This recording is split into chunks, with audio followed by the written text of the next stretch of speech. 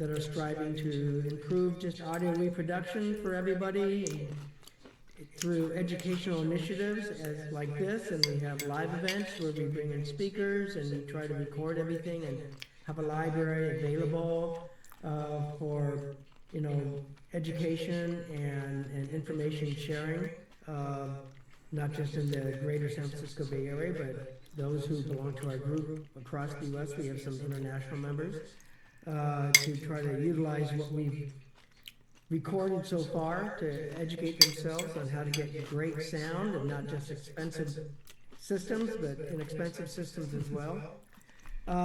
This coming in June 6th here in the Bay Area, we're going to have a large record sale in conjunction with KCSM Jazz 91, which is one of the better radio stations on the West Coast. That's at their annual Jazz on the Hill event, which is free. They have 2 live stages of live jazz, and we'll have a number of record vendors if you want to come buy records. In July, we're going to have a Class D amp comparison. We haven't picked out which amps yet. I don't have the exact date. I think it's going to be July 18th. Don't hold me to that yet. In August or September, Andrew Jones, who just is at Exponent and has a new speaker line, is going to do a live event with us in the Bay Area in Alameda. In September, we're going to have a vintage audio primer from a couple guys who are really big in the U.S. in vintage audio, from receivers and tuners and Scott tube equipment from the 60s to the 90s, and what makes some of the 1970s, you know, Japanese receivers sound so darn good, and what it takes to really bring them up to snuff, and what you have to think about if you want to buy something like that. And then we're going to have a follow-up event getting into the weeds of what it would actually take to refurbish and bring these up to current specs. In September, we're going to have a power filter comparison. That's still in development. Late in the summer, we're going to have a DIY project where you're going to have the opportunity to build a linear power supply, and that is being worked out now. I think it's going to be maybe $200 or $300, but it should be something comparable to linear power supplies that are 3 or 4 times that price that are out there. And then I'm also hoping this fall to have Alex Crespi of Uptone Audio do a live presentation for us in the Bay Area. Okay, and with that, are you ready, Dr. Gunter? Yeah, okay. We all have good substance before we get started. So today we have the pleasure and honor of having Dr. Milind Kuncher. He's a full professor at the University of South Carolina. He's in the Department of Physics and Astronomy. He has given over 150 keynote talks on various subjects, including audio and acoustics, particle physics, and quantum phenomena. He has long-time research in audio and acoustics, including psychoacoustic, auditory neurophysiology, and auditory engineering pertaining to high-fidelity sound production. And with that, I'm going to turn it over to Dr. Kuncher, but one quick second, let me... I'm going to get my water. I'll be right back. Yeah, that's fine. This meeting is being recorded. All right. Well, we're just waiting for Dr. Kuncher to get some water, and then we'll get the show on the road. Thank you, everybody, for coming today. This should be quite interesting. Didn't remind me of being back in medical school again, but hopefully not too much. I told him this was not an academic. He gives a lot of talks to large academic departments and other physics departments, and I did remind him that most of the people here are not academics, although there's a few of us sprinkled in the mix. Okay. So can everyone hear and see me fine, including my slides? It's readable? Yes. Okay, good. Okay. So kind of the basis of this work is that sound reproduction has been around for a long time, dating back more than 100 years. There was actually a recording made 20 years before Edison's patent. But despite this long history, even stereo recording was patented back in 1931 by Alan Blumlein. So it's been about 100 years even with stereo recording. There's a lot of controversy and misconceptions in this field. So So let's look at some of the common misconceptions that you have. So in mainstream audio, there is a sort of naive emphasis on the frequency response and what I call time correlated distortions, TCD. So these are things like harmonic, intermodulation, distortion, and so on, where they don't involve a time lag. So this sort of focus, misguided focus on the frequency response and so on, it's due to 2 or 3 reasons. One of those reasons is that people don't fundamentally understand what it is about a musical sound that you're trying to reproduce. Number 2, there's a mistaken assumption about how time relates to frequencies. It's more than the usual conventional thinking, basically. And as it turns out, time domain behaviors are more relevant than frequency domain behaviors when it comes to judging fidelity, especially in the high end. For the very basic consumer level products, like this, I have this little, what do you call this thing, boombox thing that I have for my TV. For when I'm buying a speaker like this, sure, I look at the frequency response and the common distortion. When you're going into high-end audio, you're beyond that. So those things actually don't matter, and other things come in, which is the time domain. And then usually people think that the Fourier theorem and this Fourier analysis business, you can always relate time to frequency. So if you analyze one, you have information on the other. That is generally not true. That works for a system which are time invariant and linear, but that's not the case with hearing. It's not the case with audio. Then the next point is, in mainstream audio, you have all this emphasis on distortion and so on. Not much thought is given to informational resolution, in particular low-level detail. And so as a result of that, because of all the neglect of all these important things, mainstream audio typically presents a one-dimensional presentation. So you have instruments sitting on a line joining the 2 speakers like birds on a wire. There's very little low-level detail in terms of reverberation, the liveness of the performance. And the timbre, the tonal quality, of course, bears a distant resemblance to real instrument. So in high-end audio, not worrying about this limited science like frequency response and so on, manufacturers and designers have kind of just tried different things based on intuition and trial and error, not worrying about the science because, in fact, it was incomplete. And most mainstream consumers are actually not aware of that high-end audio, that such a thing even exists. The first time people hear it, including musicians, they're basically just shocked that such a thing is possible. Okay. So that kind of brings us to my work and what I'm doing. So that's the title of my talk, the holistic science behind high-fidelity audio, including human hearing. And there are more than 10 different fields that feed into an understanding of audio, especially high-end audio. So usually researchers, they sort of work in a compartmentalized way for reasons of grant funding and reporting and stuff like that.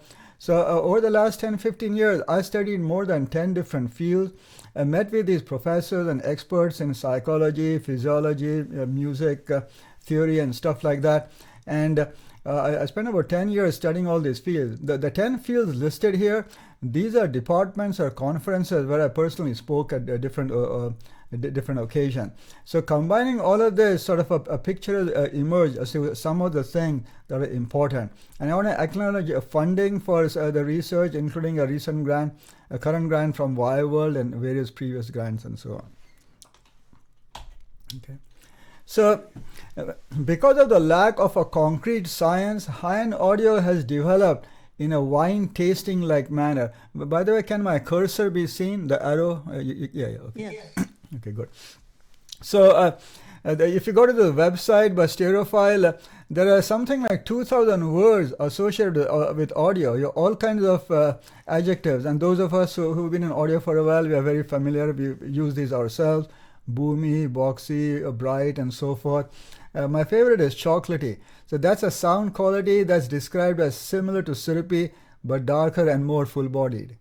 So as you can see, the field has been screaming for scientific intervention, and that's basically where I come in, to see eventually if we can measure why chocolate is different from syrupy. Okay. So the first sort of important misconception is, what it is about a musical sound you're trying to reproduce. What makes up a musical note? So here you see two spectrograms. One is the one on the left, that's for the harmonica. The next one, that's for the piano. So the spectrogram, the x-axis, that's the time axis. So as you go to the right, that's the flow of time. The 2 second, that gives you a sense of the scale. Then as you go vertically up, that's the frequency, like 2000, 4000, 6000, and so on. And then the color and brightness indicate the intensity. So it's basically a moving spectrum, how the spectrum evolves with time. So that's a spectrogram. Now, what catches the, and this is the note E5, by the way. So now what catches the eye is that the harmonica has lots and lots of harmonics. Maybe that's why it's called a harmonica. It's jam-packed with harmonics and also non-harmonic frequencies. But if you look at the piano, it's fairly sparse. The partial, besides the fundamental, is sparse in the partial frequencies above the fundamental. And in fact, after a certain amount of time, you just have the pure fundamental. It decays to a pure note. So what looking at this, it's kind of very tempting to think the reason the harmonica sounds different from the piano is because of the frequencies which are present, the spectrum, the harmonic. But you would be wrong. Actually, it's the time domain performance that makes them sound especially different. So in the case of the piano, notice that all of the frequencies they begin at the same time. That's because of the hammer mechanism of the piano. You kind of, it hits the string and you have a burst of all the frequencies simultaneously. Whereas if you look at the harmonica, the frequencies build up at different times. The fundamental and lower frequencies, they pop up first, and these come a little bit later. There's a bit of a slope to it. It's not quite vertical like the piano. This is one of the differences. The harmonics, different frequencies beginning at different time. Secondly, if you just look at the envelope, these are the waveform, the pressure versus time or the voltage versus time. And the piano, you have a very aggressive attack, so you have a big jump in the pressure immediately. The harmonica, it builds up slowly. So these are actually the features which make them sound different, not so much the frequency spectrum. How can we prove that? By playing the piano backward. So let's see here, what happened there. Okay. So the thing is the following. So before I do that demonstration, musical sounds, a musical note has 4 basic attributes: pitch, duration, loudness, and timbre. So as far as the pitch is concerned, sure, the frequency spectrum is exactly what matters. So musicians are focused on the spectrum because they're focused on the pitch. They have less control over the timbre, and especially for instruments like the piano and so forth. But the reproducing the pitch is not difficult. If that's your goal, a $5 clock radio from Amazon does the job. Have you ever heard an audio system that is so bad that the notes change, that the melody change? No. So why are we fussing about the pitch? That's not the challenge for an audio system. The challenge is the timbre, the tonal quality or the color. And that, as you'll see from this demonstration, it does not depend on the spectrum as crucially as it does on timing elements. So here's the demo. So this is a waveform of a piano. This is from Audacity actually. So this is I'm going to play this normally. Then I'm going to play it backward in time. So you can invert this from left to right. In that case, instead of the rapid attack you have here, you have a slow build up, more like the harmonica. However, the important point is the spectrum windowed over the note. The spectrum is exactly the same. That's a mathematical fact. Time reversal does not alter the spectrum. But listen to how this sounds. I hope this sound will get transferred. Let's see. Could you hear that? Did the sound go through? Yeah. Yes. Okay. So let's listen to the forward piano again. Now the same thing, time reversed. So again. That did not Did not come through? Oh my goodness, let's see. I don't know what to do about this. Okay. Yeah, initially the first strike of the piano note in normal forward time. Yeah. Did come. And but you're not hearing this one. Okay. But I okay. So somehow the sound is not getting transferred. Let me try one thing here. That's in there though.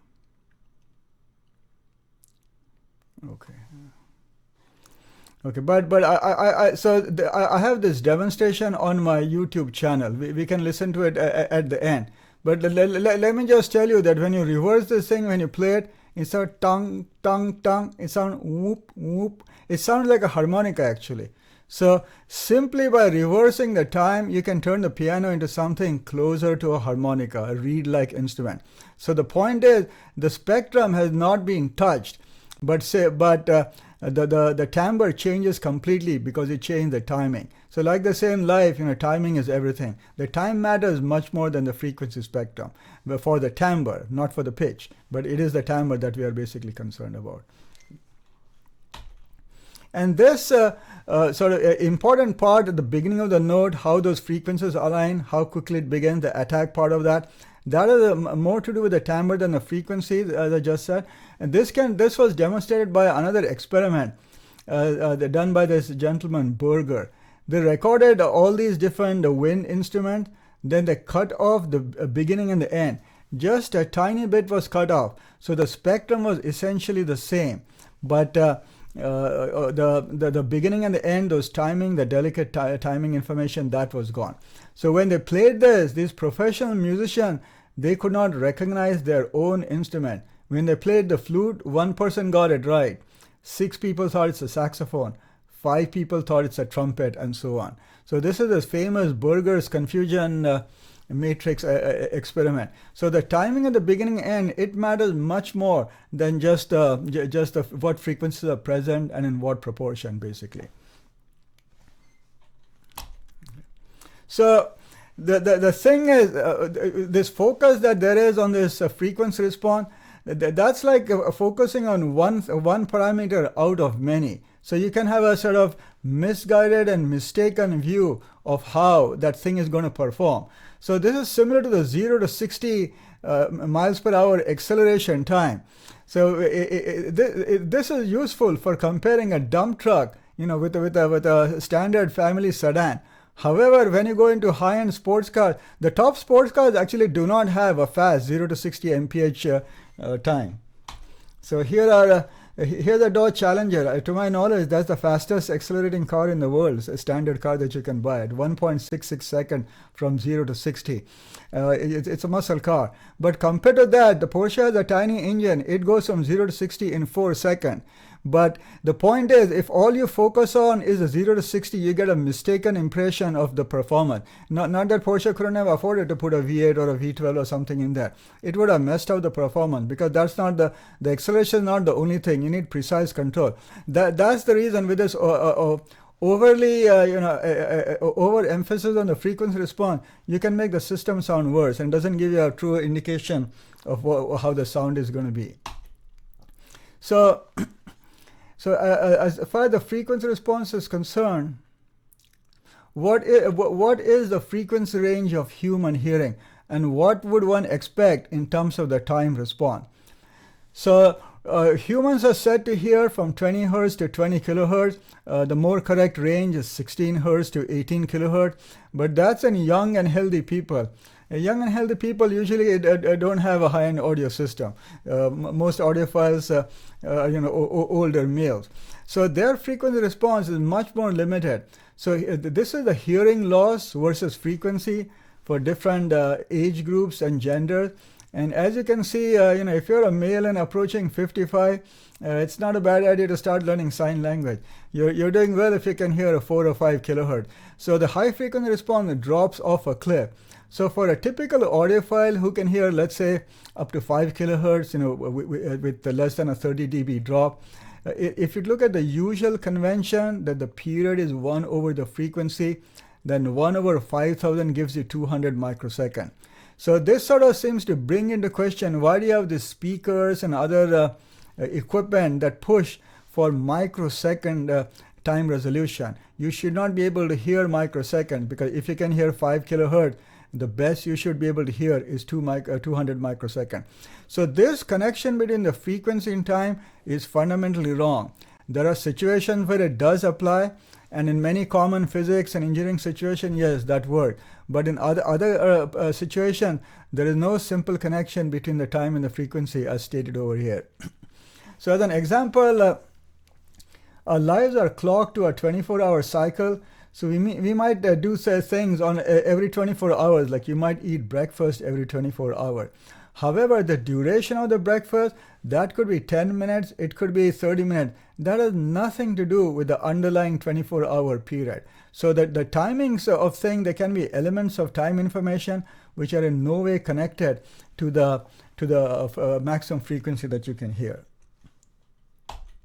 Okay. So case in point, this is what happens with human hearing. So look at this graph over here.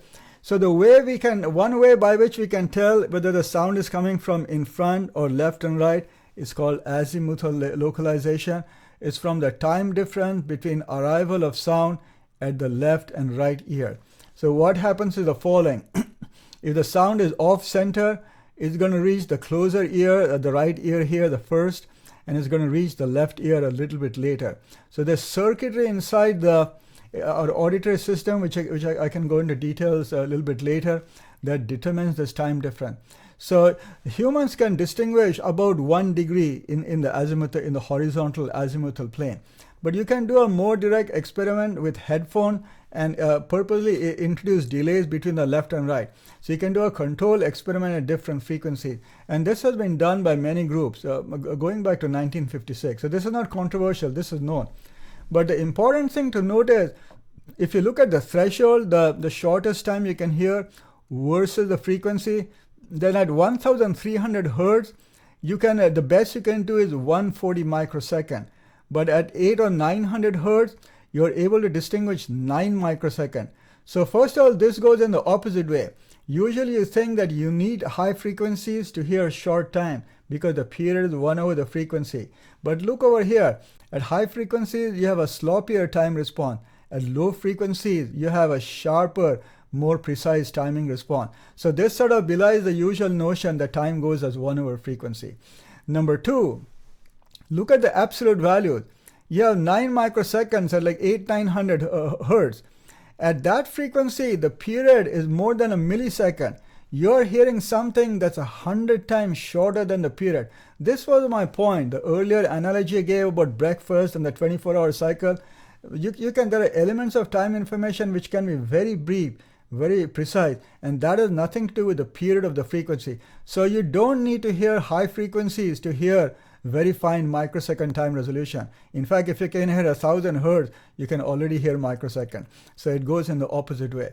So this is something to remember. So we have very fine time domain resolution, and that's not limited by the highest frequency we can hear. Okay. So let me maybe briefly pause for questions before I go into the human ear. Does anybody have any questions or comments?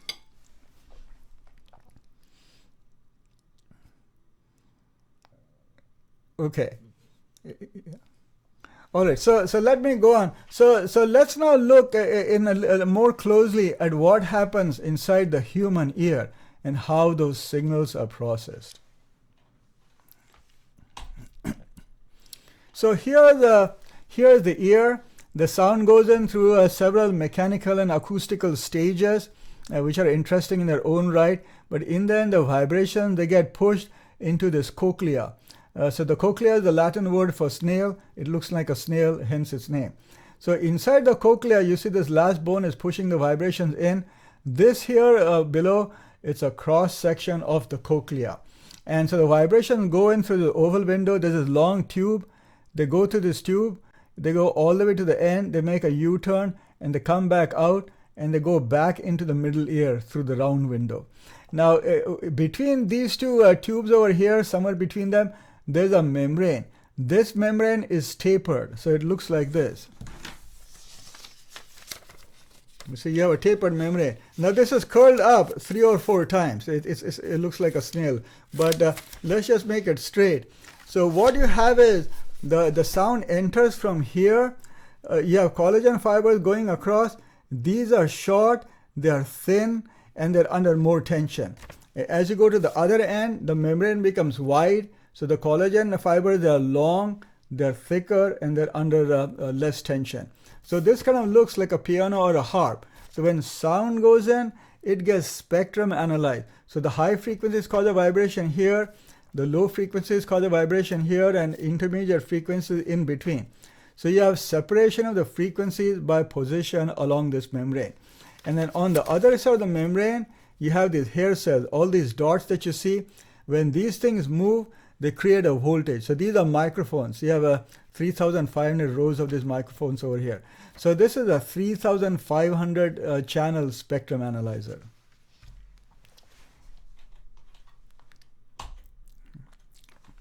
So what happens is the following.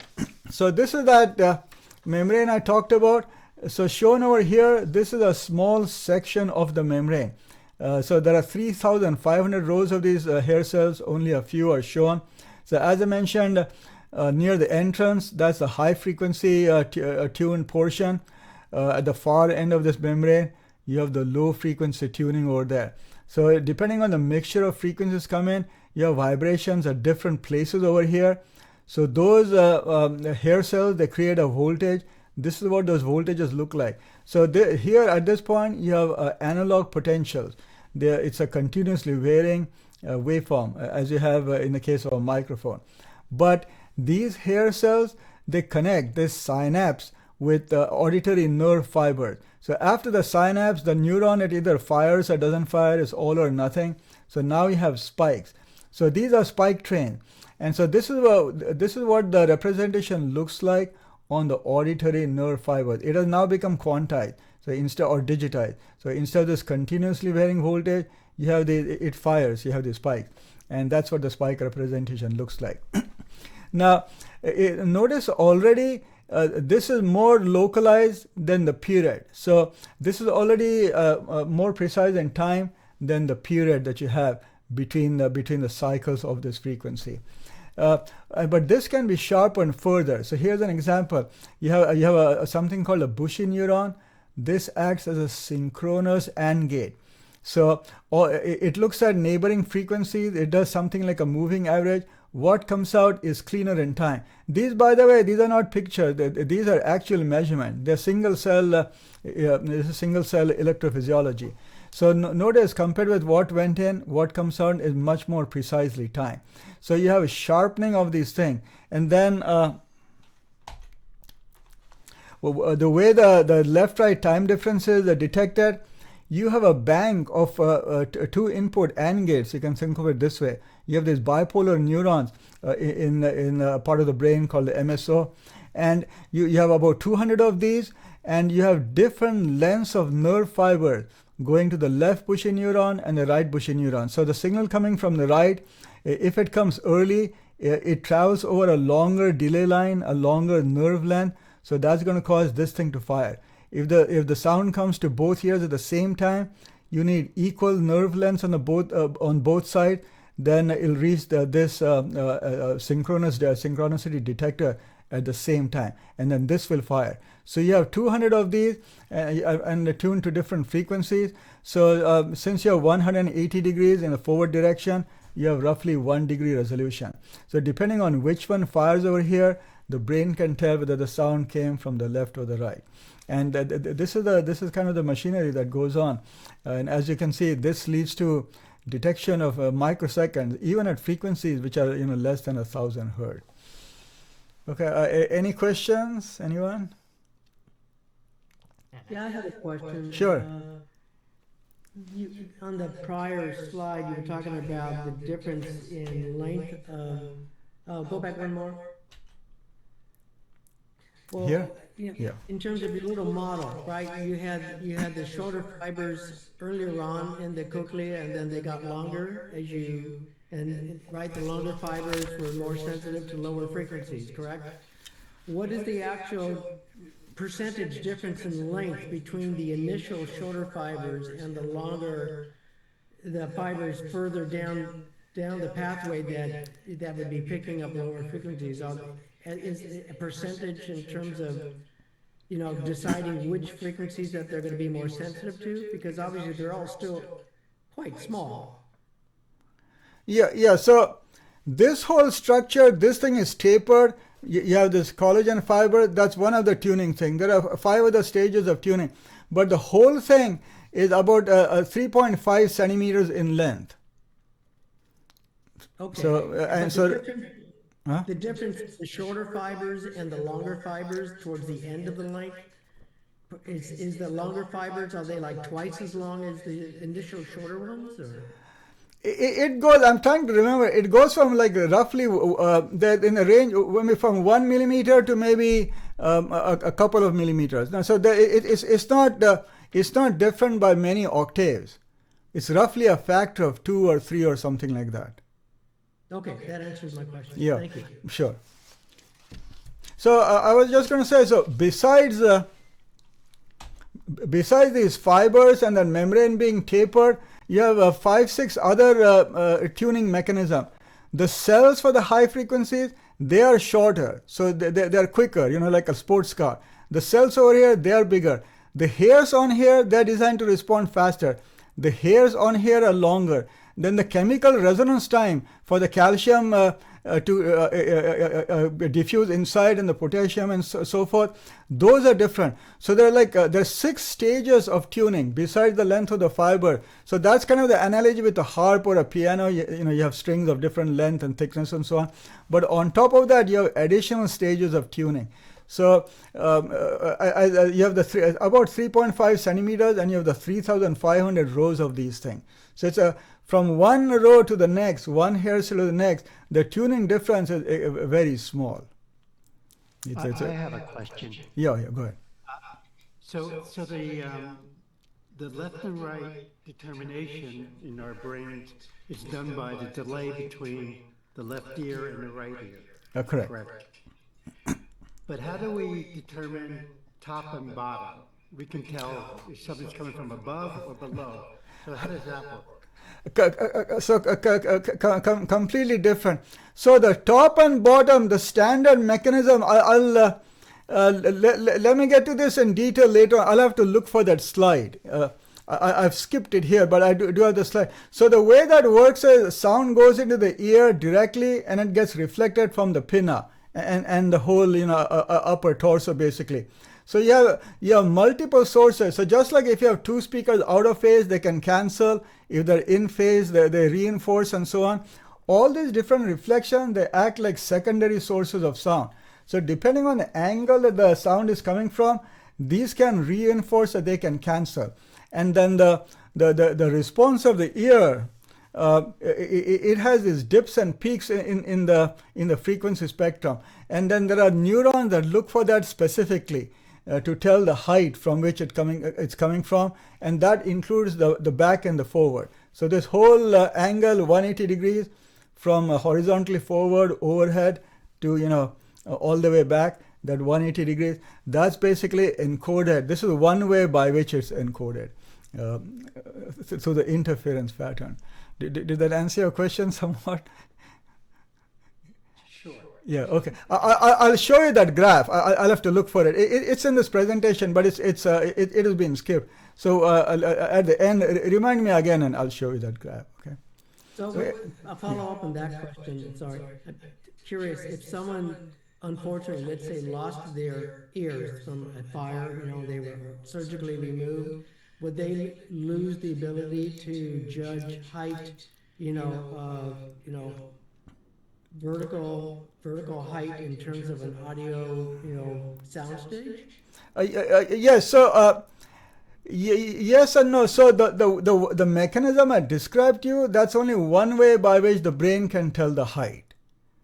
There are other ways by which it can tell the height. That's based on reflections from the floor and so on. So those will not be compromised. So you will still be able to judge height, not as precisely as when the pinna is intact. So I actually teach a lab course for a music major. So in one of the labs, one partner jingles a bunch of keys, and the other one wears a blindfold, and they try to figure out the direction the sound is coming from. So in one part of that experiment, they're supposed to cover the pinna, not plug the ear, but just cover the pinna, and then you can notice a loss in accuracy in being able to tell the height from which the sound is coming from. But there's another mechanism by which, see, in a stereo recording meant for speakers, you should never have height, because the microphone does not have a pinna, yet you do have height. So that was a paper that I published to show how the brain can figure out height without the pinna and everything I told you earlier. There's a completely separate mechanism that's based on reflections from the environment, basically. So there's a second channel by which you can tell height. So with the pinna gone, the listener will still be able to see height in a recording, actually. Thank you for that. Sure. Okay. So as you can see here, you have all this interesting neural processing that's going on, and that can extract microseconds even when the frequency is long. So that connected with this, I said earlier, where's that graph here? People lose their high frequencies with age. Males lose them much faster than women. Women have better hearing from birth, and they keep their hearing longer. Males tend to lose it rapidly. And the more masculine the person, the worse the situation is. So what exactly happened? But ironically, if you've lost your hearing and you cannot hear high frequencies, you might be able to distinguish high-end audio better than someone with good hearing. So I conduct a double-blind listening test, and a lot of my subjects, my listeners, they're 20-year-old college students, so their hearing is much better. But an audiophile 3 times their age can outperform them when it comes to this listening test. They can distinguish small differences in quality more easily. So why is that? So that has to do with how the hearing gets lost, actually. Okay. So here is that same thing I showed you earlier. You have this membrane and all these hair cells. And so that's a better looking diagram than this thing that I have here. So you have these rows, only like they show 6 or 7 rows, but you have 3,500 rows. So this is a long membrane. This is a small section.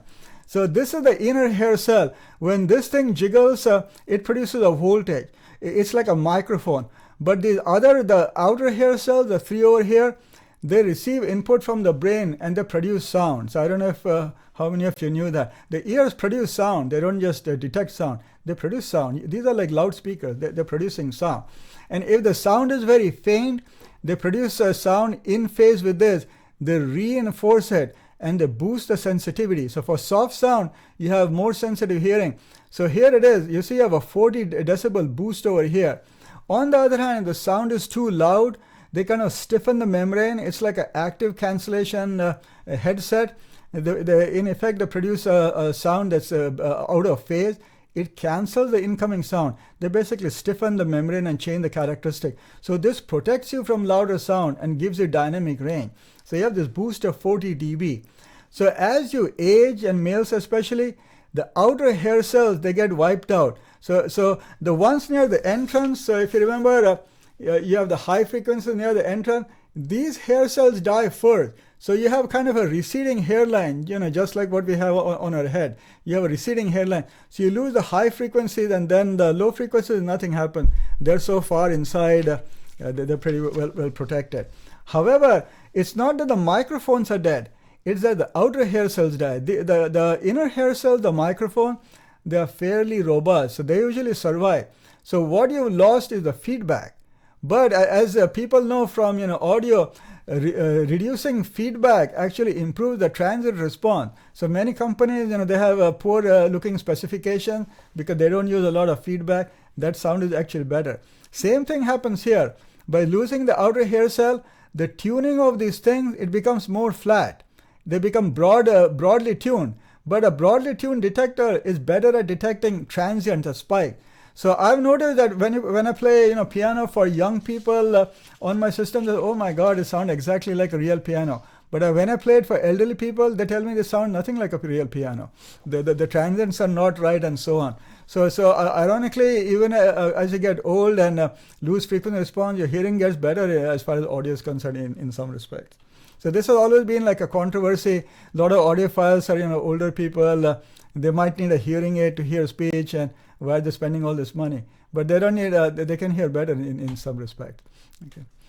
So this has to. So the difference, by the way, between the genders, it has to do with the level of androgen during pregnancy. So during gestation, the class of hormones, androgen, testosterone, that's one example of an androgen. The higher the level of this, the more masculine the offspring will be. But these androgen levels, they damage this cochlear amplifier. So you have less sensitivity. You also have less protection. So you kind of lose it on both fronts. And this spans the entire spectrum of masculinity versus femininity. Okay, so that was one of the things that I mentioned, but there are actually 5 stages of active feedback, active control mechanism in here. That's a lot of people that think of the ear and analyze that in terms of simple-minded frequency analysis, treating it like a passive bandpass filter with 3,500 bands and so on. That description is incomplete because it's not a passive system at all. You have 5 levels of active control. One I just mentioned, the cochlear amplifier, but there are other things going on. And some of them are very fast acting, like in 15 microseconds and so forth. Okay. So far we've talked about, I've talked about the timing between the 2 ears. So this graph, they're playing one frequency at a time, one frequency, they're comparing 2 ears. What's the delay between 2 ears for one frequency at a time? How about the different frequencies for 1 ear? So this has to do with the localization, the directionality. But as far as the timbre, the tonal quality is concerned, that depends on the synchronicity between different frequencies for 1 ear, not 2 ears.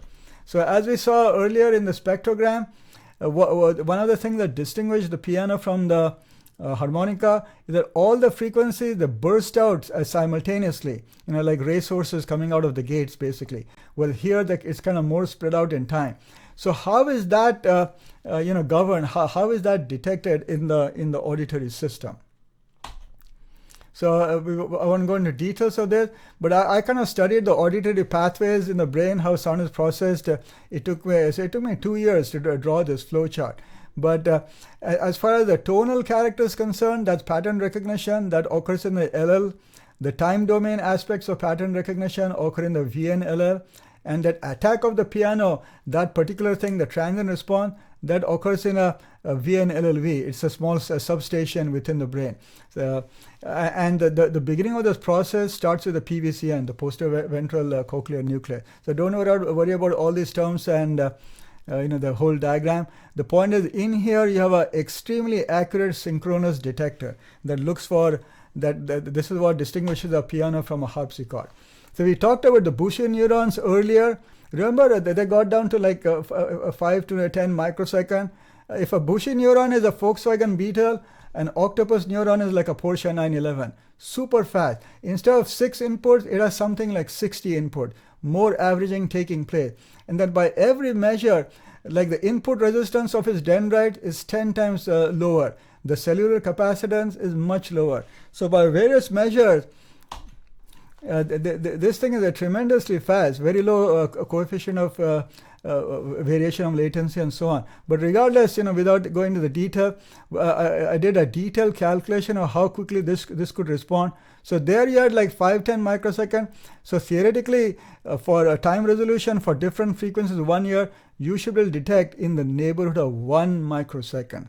So that's basically the accurate, if you're doing more than one, if a system is accurate to more than 1 microsecond, beyond that point it won't make a difference. But as you know, we are far from that goal. Okay. Any questions?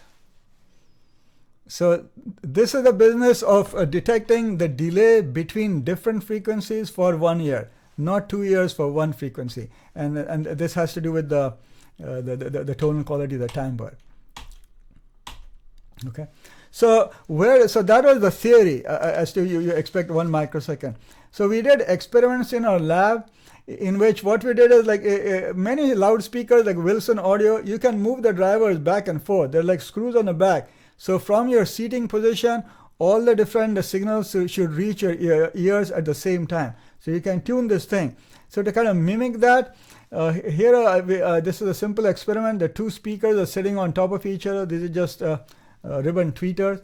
And then you can move them relative to each other, so you can time align them or misalign them. And the question is, what's the smallest difference that you can hear?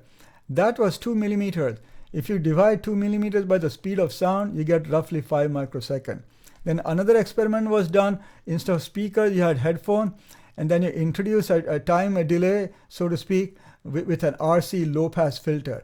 And this found 4.7 microseconds. So regardless, these are all upper bound, because with better equipment, you could get better result. So certainly the time resolution of human hearing was measured to be better than 5 microseconds in these two experiments.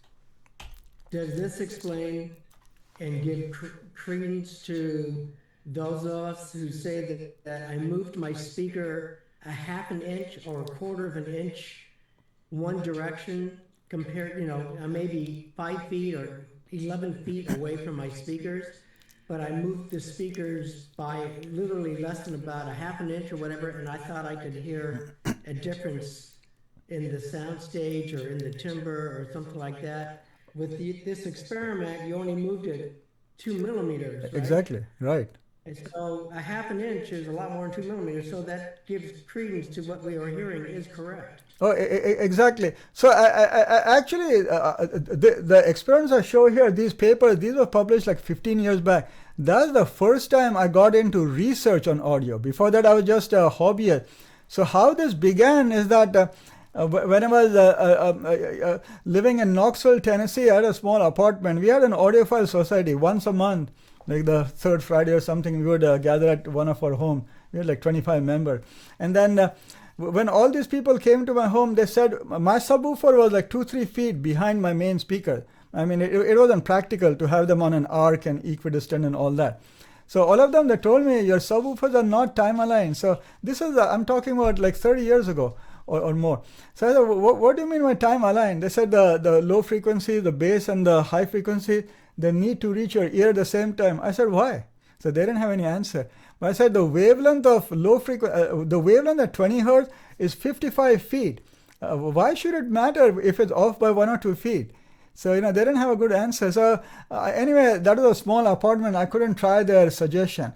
After I moved to South Carolina, more space and so on. I have a dedicated listening room. So I thought, being a closed-minded physicist, I kind of dismissed that idea that, these guys don't understand basic physics. But after coming here, I said, let me humor them and let me put the speaker, so that it's time aligned. So I moved the subwoofer forward, and oh my God, what a difference. So before that, the bass was like putting butter on bread. The bass was gone. There was no separate thing as bass. It was integrated with the main sound. It's like putting butter in the recipe of the bread when you bake it. So it's part of the bread. It's not something you put on top. The bass was gone. The instrument became more palpable. And then exactly as you said, I moved it back and forth, and I could detect an error of half an inch. And then I thought, am I liking that, or is it actually accurate? Because it could be that it's off, but I just like that spot. So I put a microphone and an oscilloscope on this thing. I sent a pulse through both speakers, and it detected that with a microphone. What I had done, I had basically matched them to a precision of like 20 microseconds. So that made no sense. Like I said, I shouldn't be able to hear 200 microseconds. How can I hear 20 microseconds? So that is a big puzzle, and it remained a puzzle. Then until I started teaching this course on musical acoustic, and then I kind of had I could justify spending the time to like research it more thoroughly. And then what happened is this gentleman, the late Professor Tom Rossing, he came to our home. So he is a former president of the American Acoustical Society of America. He is the author of 17 books, including the book Science of Sound, the most famous book on this subject. He came and he asked me, Milind, why is your subwoofer in the front? It's so inconvenient. You should put it back in a corner. So I said, if I move it by half an inch, the sound will be wrong. He said, that's ridiculous. Show me. I said, no, it took me 6 months to find that location. And the speaker was anchored to my concrete slab with steel spikes. I'm not going to move it. So he said, you're imagining it. I said, Tom, I'm not going to move it, but I'm curious. As the former president of the ASA, Acoustical Society of America, how much do you think the speaker needs to be moved to make a difference? He said, at least 2 feet. That's also what I thought until I tried it. Then I said, how can this be? So then I did this experiment. So I began with 1/2 inch, not 2 millimeters. And these were not musicians. These are physics professors and physics PhD students. They said, this is a waste of time. It's like day and night. Why are you starting with this 1/2 inch? So I went to a shorter and shorter distance. People could hear down to 2 millimeters. The president of the Acoustical Society thought you need 2 feet, which is also what I thought, until. So then I submitted this paper to the Journal of the Acoustical Society of America, whose president inspired me to do the experiment. That paper got rejected 8 times by 6 journals. And one of the first submission of the Acoustical Society, that editor sent it back without sending it to reviewer. He said this result is wrong because it's theoretically impossible for a human to hear 5 microseconds. And then it bounced around. Audio Engineering Society also, they rejected it. They weren't sure, how to reject it. So the title of the paper was Time Alignment, something or the other.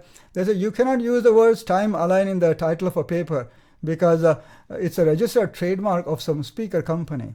So then I replied, by this logic, an astronomer should not use the word galaxy in the title of a paper because Ford made a car named Galaxy.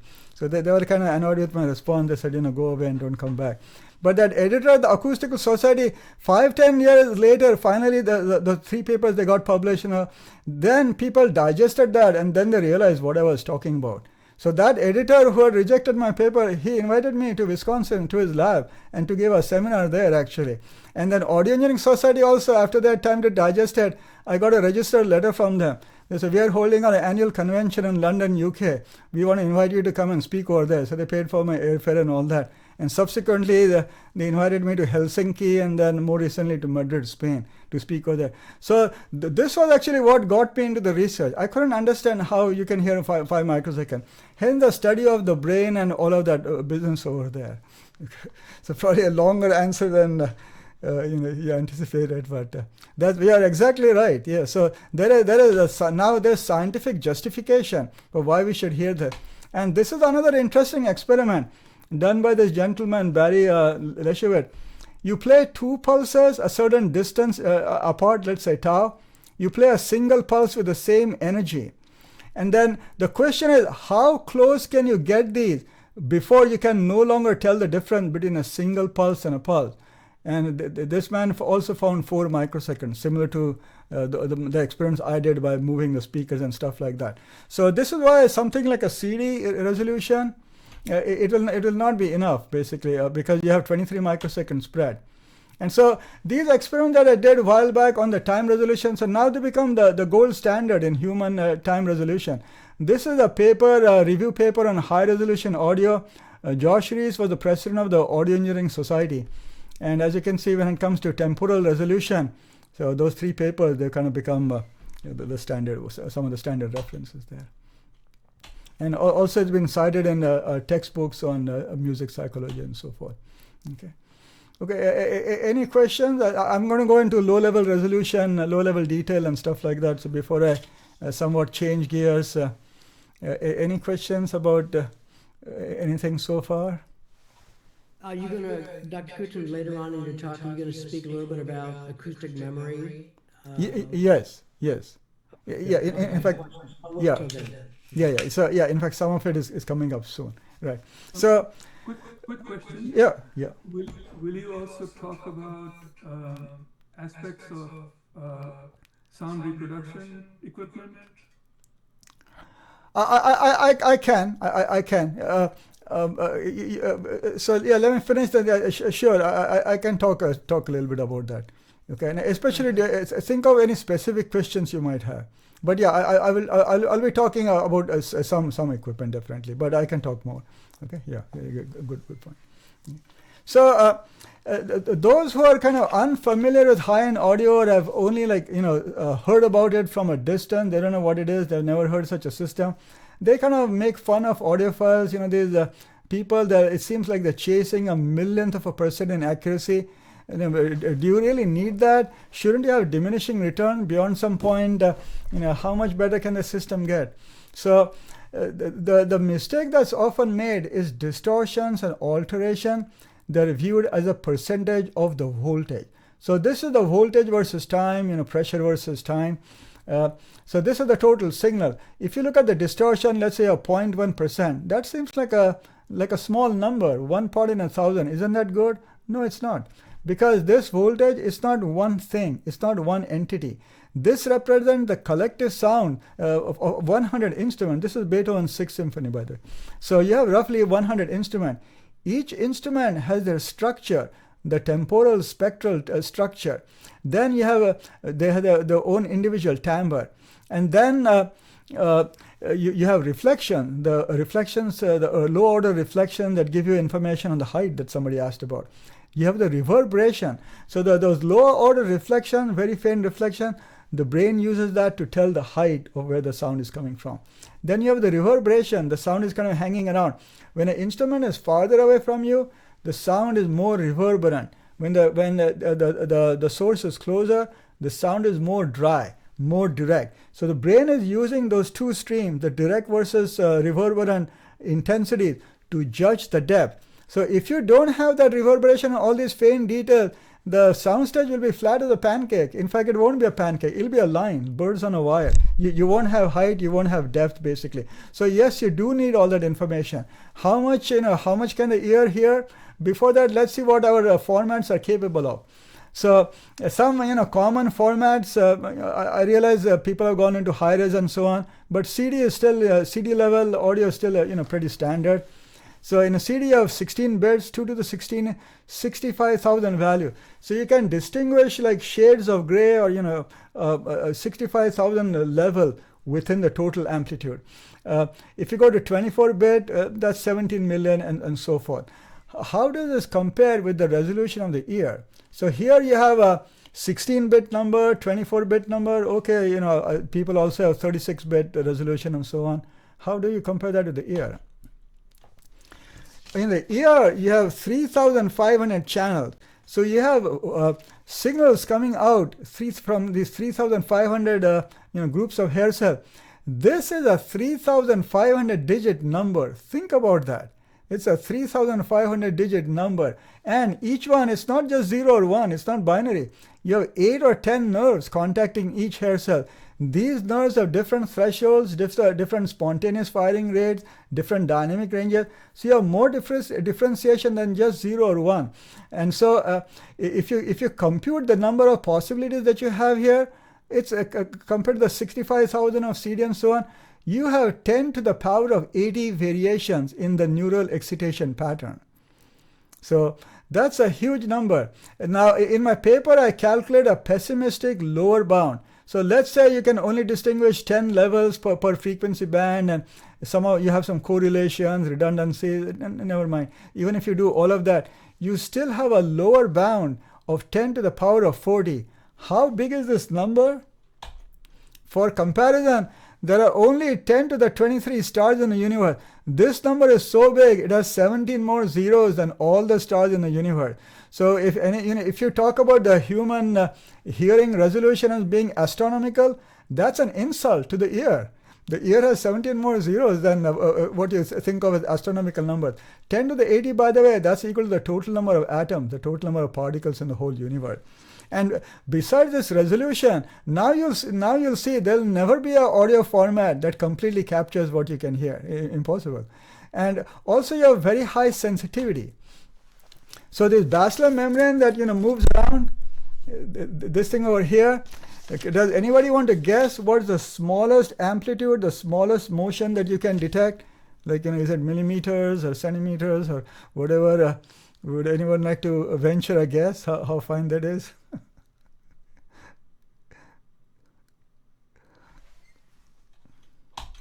It's 1 picometer. So it's 100 times smaller than a hydrogen atom. It's 1 picometer. That's 1,000 times less than a nanometer. You can hear that. So imagine it's you have a crazy amount of sensitivity. This is coupled with also fantastic dynamic range under some conditions 140 dB and so on. Now you start to see that you can hear things that no audio system could possibly reproduce, and that you'll never be able to measure with any instruments that you can ever find in a lab. So this is the reality of audio. But you can still do something in the right direction. Okay. Any questions about this recent stuff? Does that pretty much explain why there's no recording or reproduction system available that's going to get you even remotely close to listening to live acoustic or just live music, right? I mean, you get a semblance of it, but you could spend $20 million, have the perfect room. It's still, when you sit, 10th row center at the symphony, it's just you're just never going to get there no matter what. Exactly true. Just don't give up and go home and just play MP3. but you can make steps in the right direction. However, what happens is the following. So I bought Martin Design last year. I'd gone to Munich High-End, this exposition they have. We have an Expona in Chicago, and I think that has like 10,000 visitors. The Munich High-End has 14,000. That's the largest audio exposition in the world.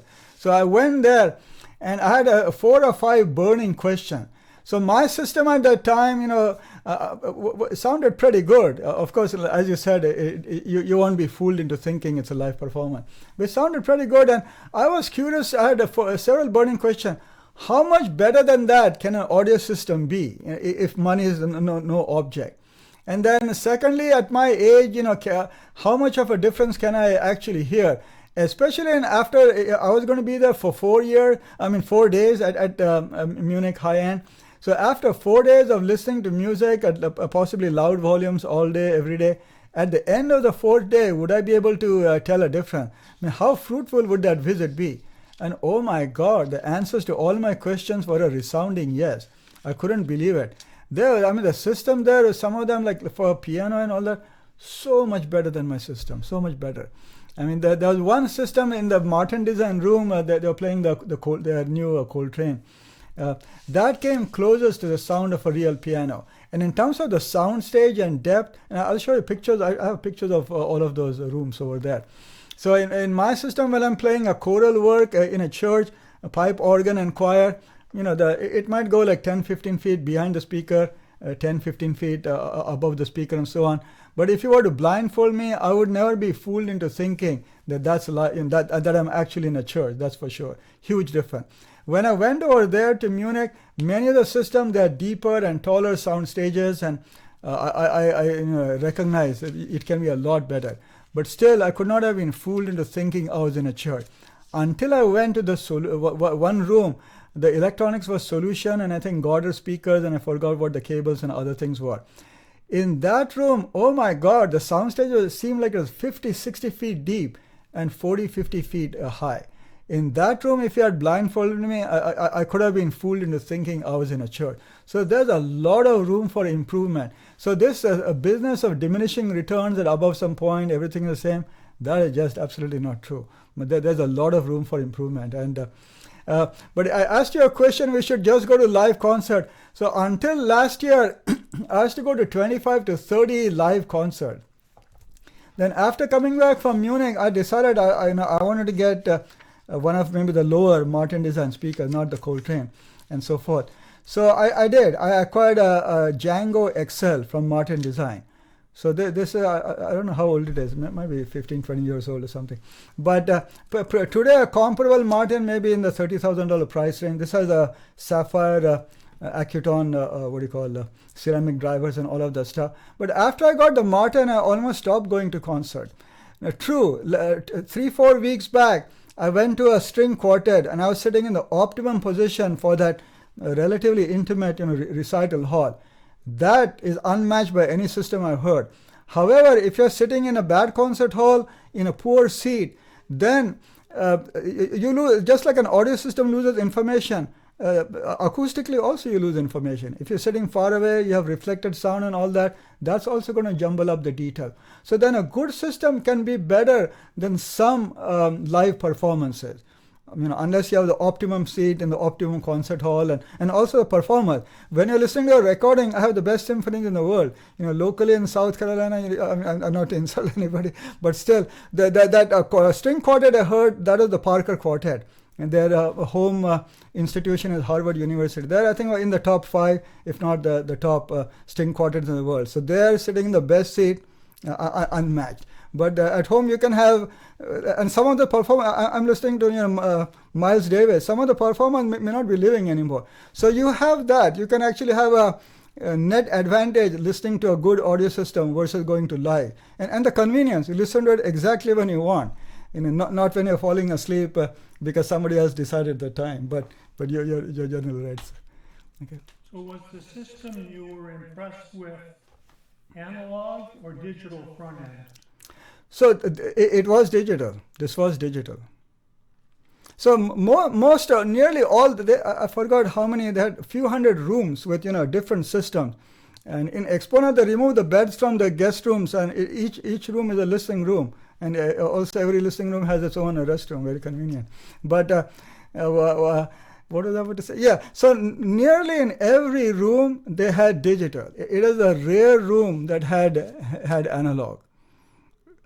There were maybe 3 rooms out of more than 500-600, I think, that had analog tape.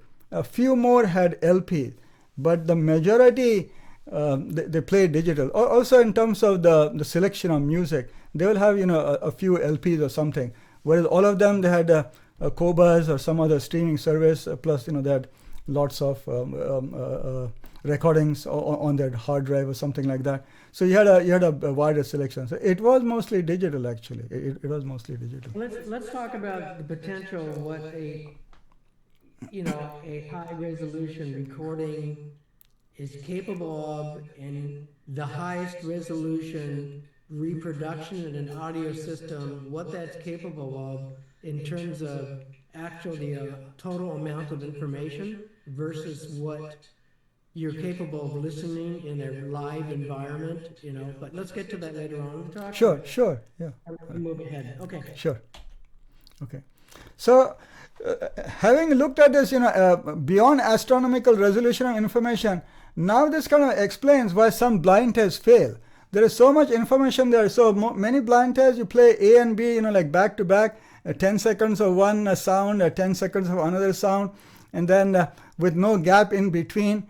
But the thing is, that can work if the main time response, the primary transient, is off. But if you're talking on low-level detail, you need time for that information to get registered in your brain. You can't listen to it for 10 seconds and 10 seconds or even 1 minute and 1 minute. So what I found is, like when I was comparing interconnect cable pathways, and I'll show you the experiment shortly, you needed a minimum of 6 minutes. So you needed to listen to the whole track for 6 minutes. Then you needed at least a 1 minute break. Short-term memory resets in like 20 to 30 seconds. You should not be using your short-term memory. You need your long-term memory. Short-term memory is very coarse, but long-term memory is practically infinite. You have 100 billion neurons with 500 trillion connection. So by listening it for long periods of time, taking a break, and then listening to the other one, then the differences were audible. And this kind of explains the blind test done in a hurry, many trials back to back. Those are kind of doomed for failure. So what happens is the following. You have 2 kinds of time responses. This is not often realized. So here, these are measurements on 3 interconnects over here. The lower one here, G, that's a generic interconnect. It comes free with like a DVD player or something like that. Probably you can buy it for $5. Then you have a monster cable, Interlink 400, and then you have a straight wire Maestro 2 over here. So if you compare the generic versus the Maestro, like a difference of a factor of 100 in price. If you just look at the main response, the generic is actually faster than the Maestro. So if you just measure how long it takes to drop from 90% to 10%, which is a common engineering standard, then look at the blue graph, it falls faster. But this has a tail, it never goes to zero. The maestro, it acts like a textbook capacitor. It's exactly, a log linear graph. It's an exact exponential decay. So if you look at this is in volts. Let's look at the bottom, the foothills area. This is in millivolt. You see the maestro here, it cuts off completely and cleanly. This generic wire, you have some junk lingering, for a long period of time. So what happens is, in terms of like the attack and sharpness of the piano and all that, this generic wire, for that purpose, it may not sound very bad. But as far as the low-level detail, its own reverberation is kind of gonna mask the reverberation of the actual environment. So this is where you kind of lose the thing. So this time is very important. The time it takes to cut off the decay completely, the low-level decay. Okay, and this applies not just to cables but also to digital to analog converter. So this is the DAC I own right now. You can change the settings on the DAC. The filter, the reconstruction filter settings, you can change them. So these are two. You can think of them like two DACs. So the black one, it has a more extended frequency response. The red one, the frequency response doesn't go as high. And if you look at the transient response, this is the frequency versus time. The FR is the frequency response. If you look at, if you just give it a pulse like this, a single sample pulse. So the wave file, everything is zero except for one sample, which is non-zero. So this is the smallest impulse you can have. The width of that is 23 microseconds. But look at what comes out of the DAC. Forget about microsecond. There is contamination that goes beyond a millisecond actually. So here you will notice that the primary transient response, the black is a little bit faster than the red. That corresponds to its bandwidth being more than the red. But the black thing, it has this contamination that keeps going beyond a millisecond. By comparison, the DAC2, it cuts off more cleanly after like half a millisecond or so on. So this is an important measure of an audio component's performance basically. So both the tau and the tau c, the transient time and also this decay cutoff time, low level decay cutoff time. Okay, so let's see what is it. So yeah, so those are what I just said right now. So interestingly, so these ideas are now coming into high-end audio design. So until now, a lot of the tuning was done by intuition, trial and error, and by listening. You change this, you change that, and see what is sounding sharp and so on. But this now provides you with objective, concrete measurement to guide the design of equipment and also for a customer to evaluate the equipment actually. So most brands don't give you this time, but some are beginning to do that. So in the Munich high-end, I was going from room to room and I walked into the CH Precision room. So they have the Wilson Audio XPX over here, and these are the CH Precision amplifiers. And this gentleman, Loris, he saw my name tag. He said, "Oh, you're Kunshur, let me show you something." So he handed me his product literature, the brochure from CH Precision. And inside that, this is that brochure, there are figures from my papers. And you said that my name is here, they're acknowledging me for the source. And they're mentioning that going forward, they're going to base their research and design on these latest findings of human hearing instead of winging it and using intuition and guesswork and stuff like that. So slowly this is sort of being adapted. And I also had a long chat with the solution people about some of the standard measurements and so on. And so any questions before I go on? Getting back to the last couple of slides, you talked about doing side-by-side comparisons, and memory, right? You needed at least 6 minutes of listening. Are you going to talk a little bit more about acoustic memory and what that, the parts of the brain, and because I know there are people in my group who feel that acoustic memory is so short, there's no way you can compare anything almost. I don't personally believe that, but I would like to know more about the, what parts of the brain are involved, because with acoustic memory, and I think acoustic memory is divided into short-term, intermediate, and long-term. So, can you listen to a component let's say a 6 minute, music file with a particular interconnect or a particular streamer, wait a couple minutes and listen to that same music file, 5-6 minutes later after you reconnected everything, can you really compare the two in your brain? Is that possible? Are you really, or is it placebo? Yeah, so not only is it possible, that's the only way you can hear a difference. If you don't wait, you cannot hear a difference. Short-term memory, the average person can remember 4 items in short-term memory. Like let's say I'm going to my car, I need to pick up my phone, I need to pick up this thing, that thing. Average person can remember only 4 things in short-term memory. The long-term memory is infinitely detailed, So when I first began the experiments on the interconnects, I was doing this short thing back to back, exactly with this thinking that I might forget the details, so I shouldn't wait a long time. You need to wait for a minute to make sure the short-term memory reset. You're then forced to use your long-term memory, and then you can hear a detail. So I'll tell you what happened with that interconnect experiment. I did a blind test on myself the usual way, and I was horrified to find out I got them wrong actually. I pretty much got a 0 score. So I was shocked, and I started worrying. Oh my God, all these naysayers, they're right. And I've been a fool. I threw all this money and wasted all this time, and it's basically all in my head. It's just I'm building a castle in the air. It's all in my imagination. But then I thought about exactly what you said about the memory. So I had a meeting with the psychology professor. So he gave me his lecture notes. He gave me his 3 PowerPoints on his different lectures on memory. And also he sat down with me and gave me a good tutorial, short-term memory, long-term memory. There are like 10-15 types of memory. I mentioned 4 over here. You have semantic memory and this and that and so forth. So he told me more than I ever wanted to know about memory. So what happens is you can capture all the information in one pass. So like if you look at a painting, you go to the museum again and look at that painting, you'll notice something new. If it's depending on the type of painting it is. It takes a while to absorb all of that information. You can like walk into the room, you will not notice how many chairs there are and so forth.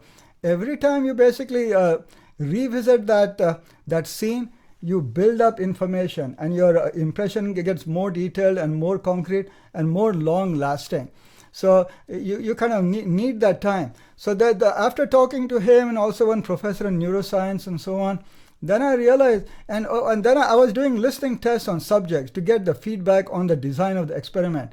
So these people, they don't know anything about audio, nor do they know about psychology or neuroscience, but they're musicians. So this one young lady who played the cello in the symphony, she said, when you play the 2 things back to back, he said, my memories are overlapping. So that's what triggered me to meet the psychology professor. So then I did it differently. I played the whole track. It was a 12-minute long track with a violin and a piano composed by Delius. And then what I would do is I would have I would leave the room and go into my home office, close both of the doors. My wife went into that room. That's before I had this electronic blind testing thing. She went in the room, she flipped a coin, and she chose, A or B interconnect. Then she left the room, she closed the door and disappeared. Then I opened my office door, I opened my home, audio room door, I went inside, and then I listened to it. And then I listened to, so it was either interconnect A and B or B and A, but I don't know the order. They were different, but I didn't know the order. Then I listened to that and formed a judgment. I went back into my home, my home office. Both of the doors were closed. Then my wife went back in there. She just flipped the switch from one to the other and left the room. So I never saw her face, so she could not signal me. And between the 2 A's and B's, I went to my home office and I was checking my email and doing other things. And then I went back and listened. And by following this procedure, I forgot what it was. I got 11 out of 12 or 12 out of 13. But doing only 1 trial per day, not doing more than 1, because then the brain gets confused. And in fact, after 2 or 3 days of doing this, the next time I went in, I didn't need to listen to A and B. I listened to the first one and I knew which one it was. This is the thing.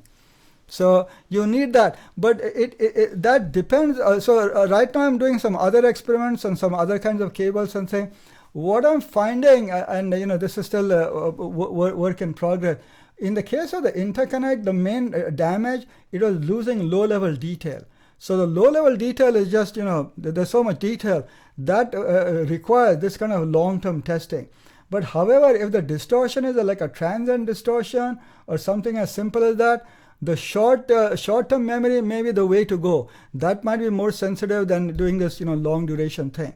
So it's without having completed the study, it's my guess that in the case of speaker cables, doing it more quickly might be more beneficial.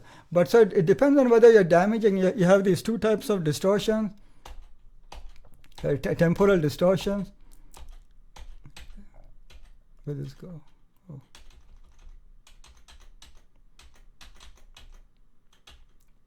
Yeah, so here you have the time it takes to quickly come down. That's the main transient response, the primary transient response. That's I use a tau for that. But the time it takes to completely get rid of all this contamination, that's a low level decay time, the cutoff time over here. So I suspect that in the case of interconnect, because of the capacitance and all that, and noise, this is the main problem. So for this, you need a long duration listening.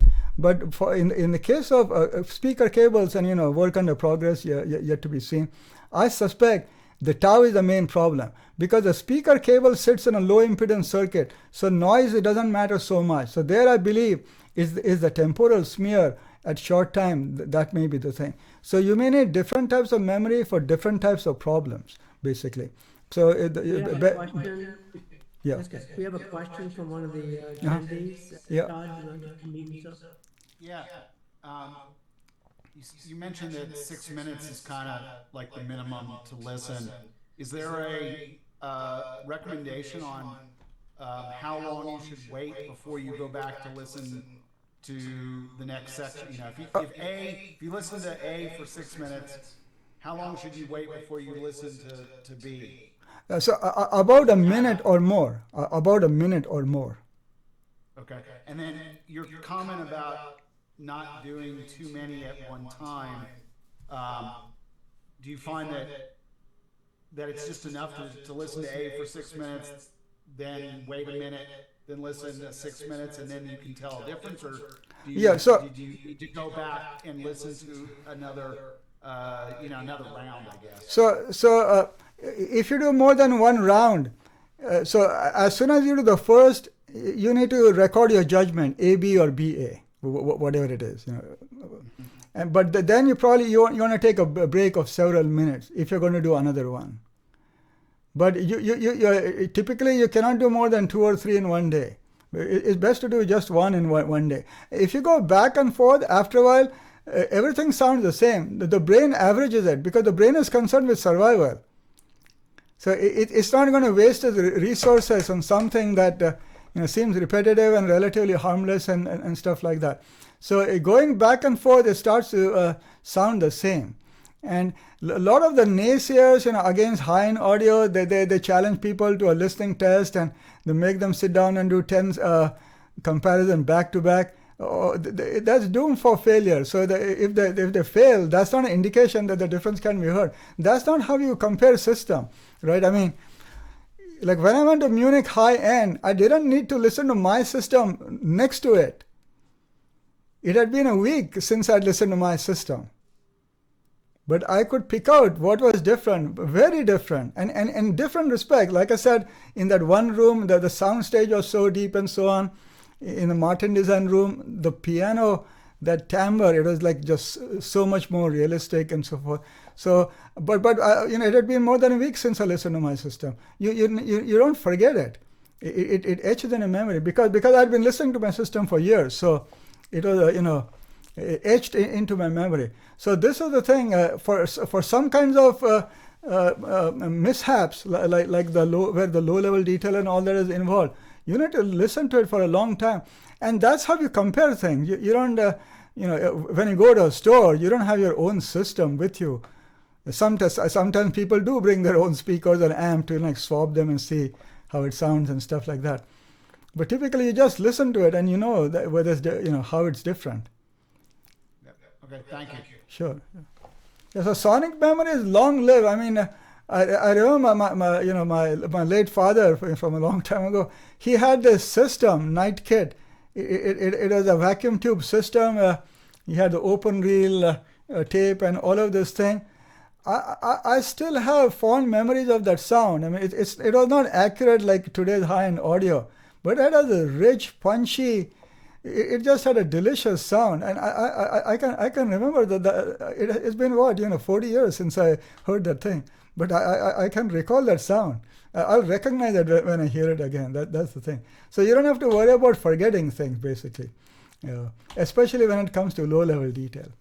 And so the experiment that we are currently doing, this is what the panel looks like, and I have something opposite to say also. So here, the way this works is you click the button F1. It says it's completely blind. There's no way of knowing what it is. You click trial 1. It randomly selects A, B, or BA. You don't know which is which. You can listen to the first unknown sound. Then you listen to the second unknown sound.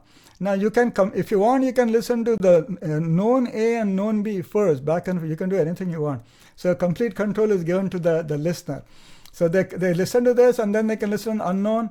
Myself, I like to listen to the two unknown. If I think the second one is B, I'll listen to A, and if there's a contrast, then I was right, and then then you record your judgment. If you think it's AB, then you click this one. If you think it's BA, you click this one. Then, if you want, a confirmation light will come on to tell you whether you're right or wrong. But there's no way to cheat, basically.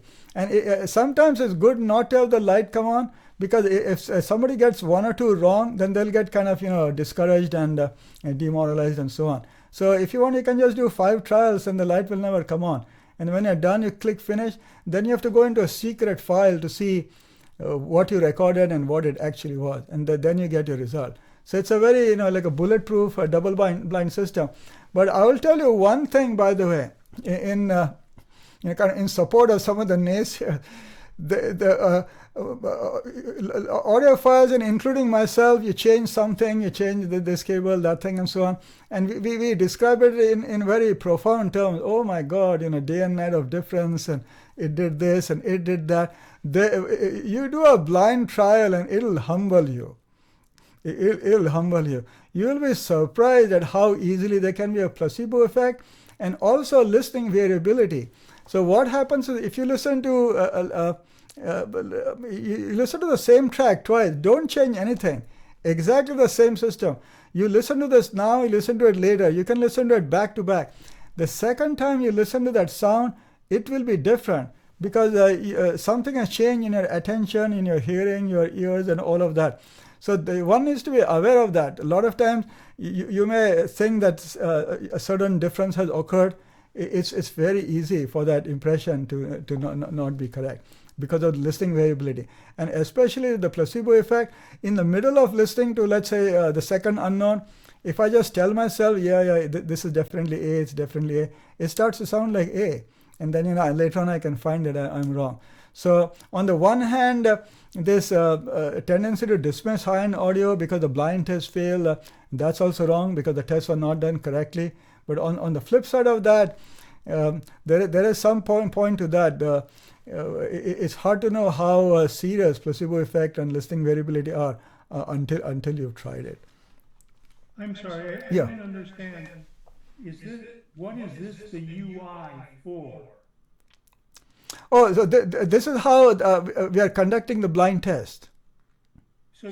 But what software is this? Or So okay, so there is it's a lab window. What's it called? National Instruments. So they made this software. Yeah. So it's Lab Windows CVI. It's like LabVIEW, but you're line level programming. You program in C. So Yeah, the result is just like LabVIEW. The result, whether I've had both LabVIEW and Lab Windows. LabVIEW, you drop things down from the menu and it's sort of a pictorial thing. Here you write code. You want that window, you have to write a code. It should be this big and stuff like that. But I found that this version of Lab Windows, you can do something that you cannot do with LabVIEW. It's more powerful. But yeah, since you know LabVIEW, it's functionally it's exactly almost the same as that basically. Yeah, and then this it's a virtual instrument. It controls other instruments. So it sounds like doing side-by-side comparisons, it's not, if you do it correctly, it's not going to be a lack of short-term memory that is the problem. It's all the other psychological factors and as you said, placebo and other influences that may make it more difficult to compare 5 different amps over 2 or 3 hours at one time because of, you said, your brain tends to average things out and just kind of starts losing interest in some of the details because it gets kind of bored. fatigued. Yeah, you're fatigued and bored. Yeah. That's exactly true. Now, I believe that for certain kinds of distortions and audio failure, I suspect short-term memory may work. And there, if you do things back to back, and possibly you could do 10 trials one after the other, that may work. So remember a while back I showed you we did those experiments where the speaker was moved back and forth. We found a 5 microsecond, like 2 millimeter offset. It could be heard and so on. So that was using short-term memory, because you're listening to not music with reverberation and low-level detail. You're listening to a single note. So a single note, continuous note. The thing is just on the whole time. And when you move this or not, their short-term memory is excellent for seeing what's going on. So for something like speaker misalignment and so forth, actually using short-term memory and quick comparison may be okay. And there we found each person did, I forgot, 5 or 10 trials. They did them back to back. They didn't come back the next day to do the second trial. They just did, A, B, BA, whatever, one after the other. And down to, what was it, like, I think 5.6 microsecond, every single listener got 100% right. And after 4 microsecond, they started to get it wrong. But so that mode of testing can work for something.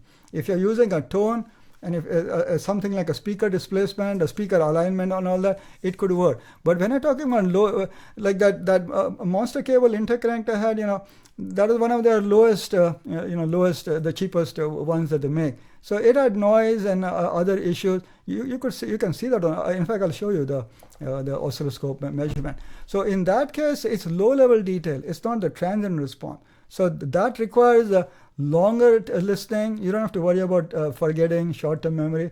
You need to make an impression. So you need 2 different types of testing approaches depending on what it is, whether it's a low-level detail or the transient that's being affected, basically. Could you speak to the effect of experience? So for those people who are experienced audiophiles who listen very intently, and they've been doing this for many, many years. Same thing with musicians, professional musicians who, it's their job, it's what they do every day, and they listen very intently. They're going to have a different ability to recall low-level detail or even experience, and pay attention to that detail versus someone who likes music but they're more a casual listener. So how does that play into actual memory and what you're able to recall and pay attention to, that it's almost like it's like wine tasters.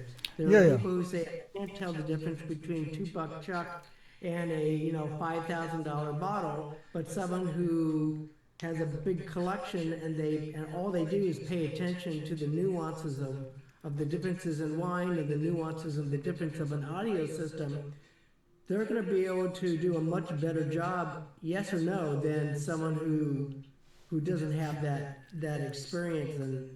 And how does that actually affect the brain itself? Right. So That's exactly why for the experiments I'm doing now, I would like to get audio files. If you know anyone in the South Carolina area who can drive down, I desperately need audio files. And so as I mentioned, I did, so we don't have like data to compare audio files versus musicians. I have data where I can compare musicians versus non-musicians. The musicians, they tend to do a little bit better. But the only audiophile who's done the experiment with this panel that you're looking at here is me.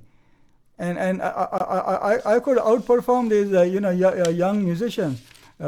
They're focused on producing the music. I'm focused on listening to defects in the sound. They're focused on the how they're playing the music. So the emphasis is a little bit different. So I was able to outperform them. But I'd like to get like 5-10 audiophiles to come and do testing. And then a meaningful comparison can be made between audiophiles versus average citizens versus musicians, basically. But I think if you get a big enough grant, you can fly us all out. I'm sure I know. we'll be happy to get that. Exactly. Or you can move to the Bay Area. All right, why don't we move along? So Yeah. Sure. That actually may not be that may be a potential option for me to bring one of you guys would have the audio system, but I could potentially bring the testing equipment, which is not so big. It can fit in a small suitcase. I could actually bring that there. Our daughter lives in the Bay Area, so. Would it be okay if I jump in real quick and Sure. provide an answer to the question that was just asked? Sure. Because in my grad school work, I had to do a lot of this overlap with cognitive psychology and processing and all that. And so the question that was just asked, and all the name was just Zoom host on the screen, so I don't know the name of the person. Was that Jim at the That was beginning? Jim, yeah, thanks. Yeah, okay. Yeah. So, sorry, I can turn my camera on too so you can see my face. Sorry about that. Come on. This one has a Okay. background, Everybody. just so you know. Yeah. So, the question kind of comes down to like, what does expertise do in the brain, and what does it do for you? And like, how does that interact with the short-term memory? And one of the hallmarks of like when someone gains expertise on anything, their short-term memory is able to process bigger chunks of information. So as Dr. Kuncher said earlier, the short-term memory for most people is good for about 4 items at a time, right? But for the expert, those items become clusters of items. You're absolutely So right. it's all- Yeah. Right. So it's like you're not remembering 4 individual pieces of information. Absolutely right. anymore. Yeah, absolutely You've right. got 4 channels of Yeah. information running Yeah. through there. So in theory, yes, the more expertise one has with critical listening, the better they would even be able to get at picking up differences short term, because there's more in their working short-term memory, more points. Very true. Yeah. So to that point, there's a famous paper, the 7 ± 1, and there was a paper that said that the average human can hear 7 things ± 1, so between 6 and 8 or some such thing. But later on, now it's believed it's 4 because there's a way to cheat. So for example, let's say I go to a store and I want to get the ingredients for a cheesecake. So I might need eggs, cream cheese, sour cream, and so on. So and then I also want to make something else. So it'll seem like, oh, I'm remembering 25 things, but I'm not, because each recipe is one item. So what you're talking about, the clustering, that's exactly right. So in this way, what seems like lots of little unrelated bits of information, they get chunked together exactly as you said, into smaller things. And in the brain, you have cortical tuning. The secondary auditory cortex is plastic; it's getting tuned all the time. So you are able to identify patterns very easily, and that's another reason you need to listen to long pieces of music, because you'll notice things in different places and you'll put it all together. Like when you think that some sound is dry or bright or whatever, it's not one thing. It's an impression you find, you develop over a long period of time. So as a result, exactly what you said. So the way the memory is working, even at the short-term memory, through this chunking, there's a word for that actually. Maybe it is chunking. But yeah, that, and then also when you look You're for right, it's chunking is the correct term. yeah, I refer to it as clustering. right, It's right. been a while. Yeah, so like let's say, you know, I'm a newborn baby and I look at this, you know, look at this room over here. Everything is a separate piece of information. But now I group it together. Like that's a window blind. So the string and all that, it goes with it. You know, that's a frame over there with a picture in it. I group the thing. So now I'm able to identify and process seemingly vast amounts of information, but that's because of the chunking that you're talking about. You're grouping that into, you're segmenting it into certain group. So that comes from experience. So someone who is more experienced at listening, and especially someone who is attentive, because they're an audiophile, they're particular about how the sound is. Those people are more trained. So it doesn't matter that your hearing has gone bad because of age and so forth. You lost a few hair cells, okay, but that doesn't really affect the primary transient response. Actually, it makes it slightly better. Low-level detail, maybe a little bit, but the losses are very minuscule. But that's completely overshadowed by your training.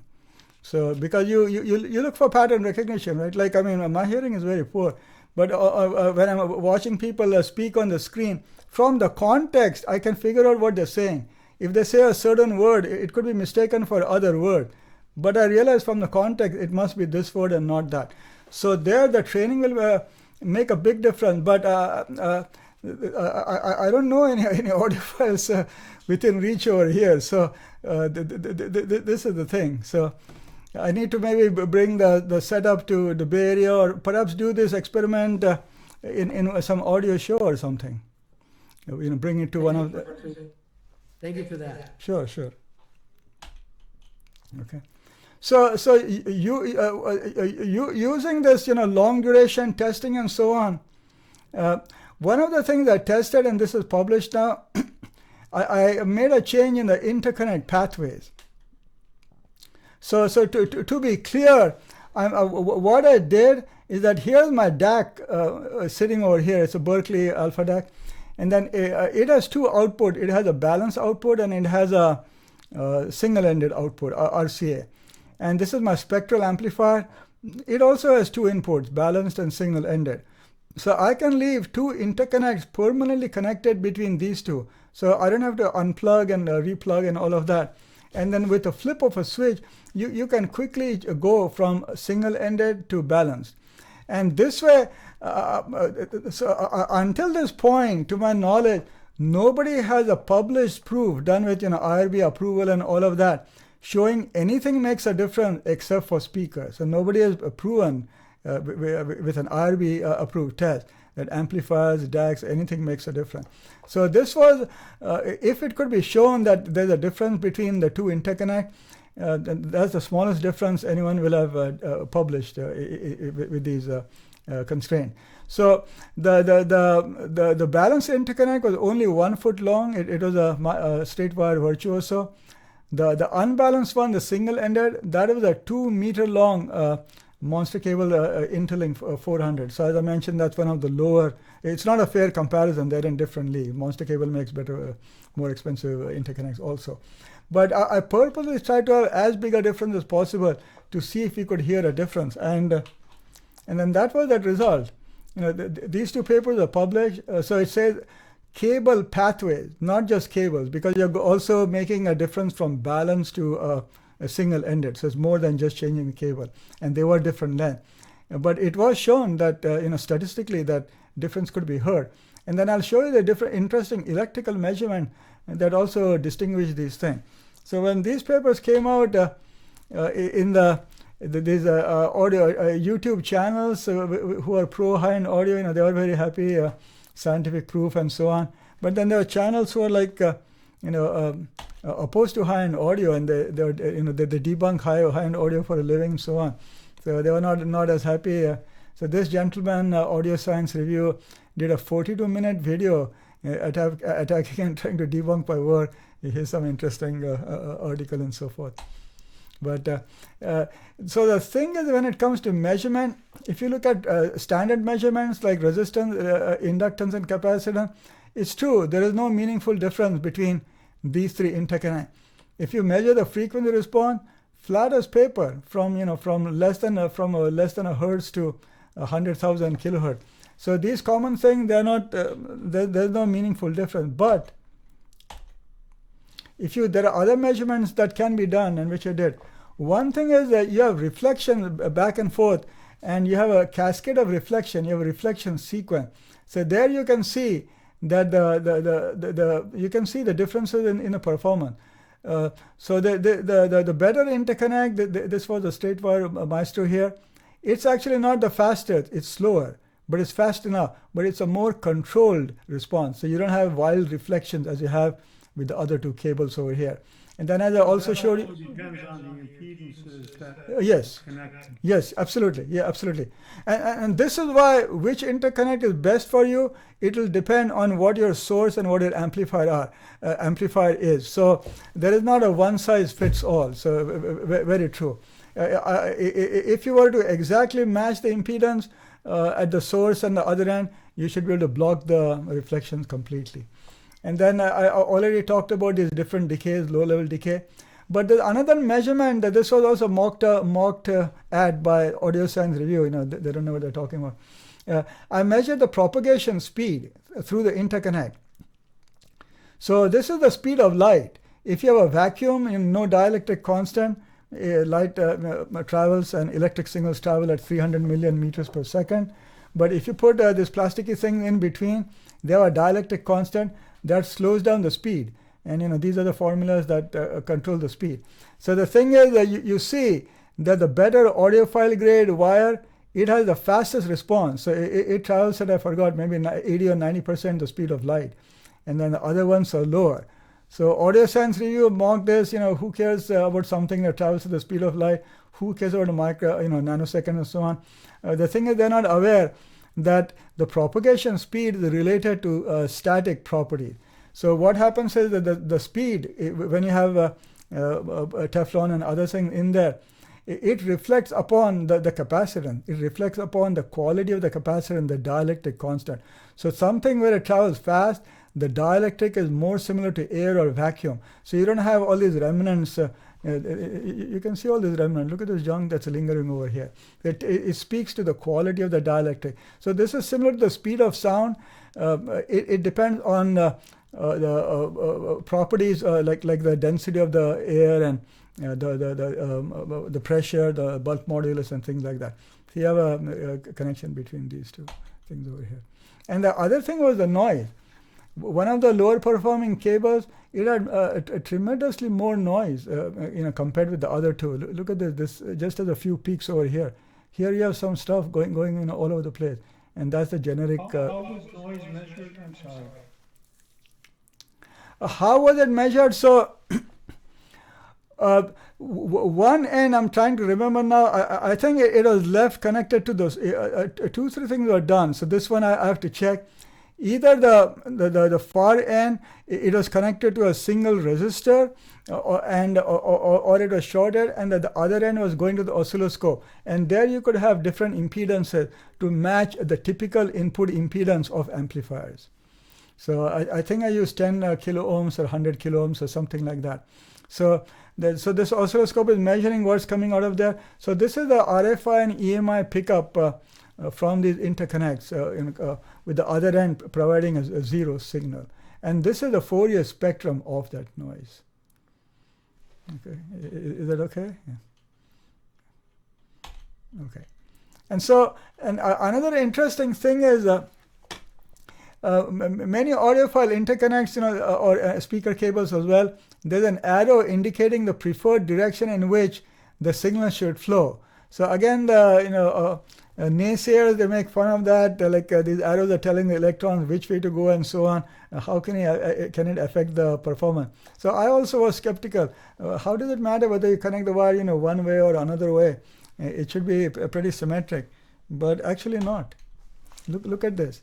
This is the same wires connected one way and in the opposite way. and there's a huge difference in the noise performance over here. So there is a difference depending on which way you connect. Even though both the source and the load, they were grounded to the wall using a 3-prong plug and so on. Even so, it makes a significant difference which way you connect it. So there is something to those arrows basically in some cases. Okay. I have a question. Yeah. So you're seeing the differences in the plot, but have you done the blind A/B testing to show that those differences actually are noticeable? No. So I've not done listening test with it connected one way or another way. So what you're saying though is, yes, you can measure, you can see a difference in the measurement, but that's different than saying that in a double-blind test, people will recognize. Correct. Correct. So, but this is a surprising result. If you have a copper wire, whether the current flows this way or this way, shouldn't make a difference from basic physics. You would expect it to not make a difference. And especially as alternating current, so sometimes it's going this way and sometimes it's going the other way. How does it matter whether how you connect the wire? But this shows there is one parameter, like for example noise and maybe others as well. There is a difference depending on which way you connect. And we showed that this interconnect could be distinguished from the other one audibly. You could hear a difference with this interconnect. So the point is with the orientation, you have more than a factor of 2 difference in the noise level. So if it was the noise, that's the main thing that's causing the obscuring the low level detail, then this would indicate that you would expect there to be an audible difference. But it was not tested in a listening test. I'm also just curious whether, if this is a test you developed, and I don't know if anybody else has done this, then how would a manufacturer that puts a little arrow on their cable, how would they even know which way to put the cable unless they were doing a test of this on every cable that left their factory? So in this case, I recall, I think I communicated with Monster Cable. The termination of the wire is not symmetric. So you have the inner core, the hot lead, so to speak. Then there's a return, and then there can be a separate shield. Or you can have like a twisted pair and a shield on top. So the shield is not grounded symmetrically. So that from their own experience, they found that the shield, where it's grounded, that should be on the source side and not the load side, or the other way around.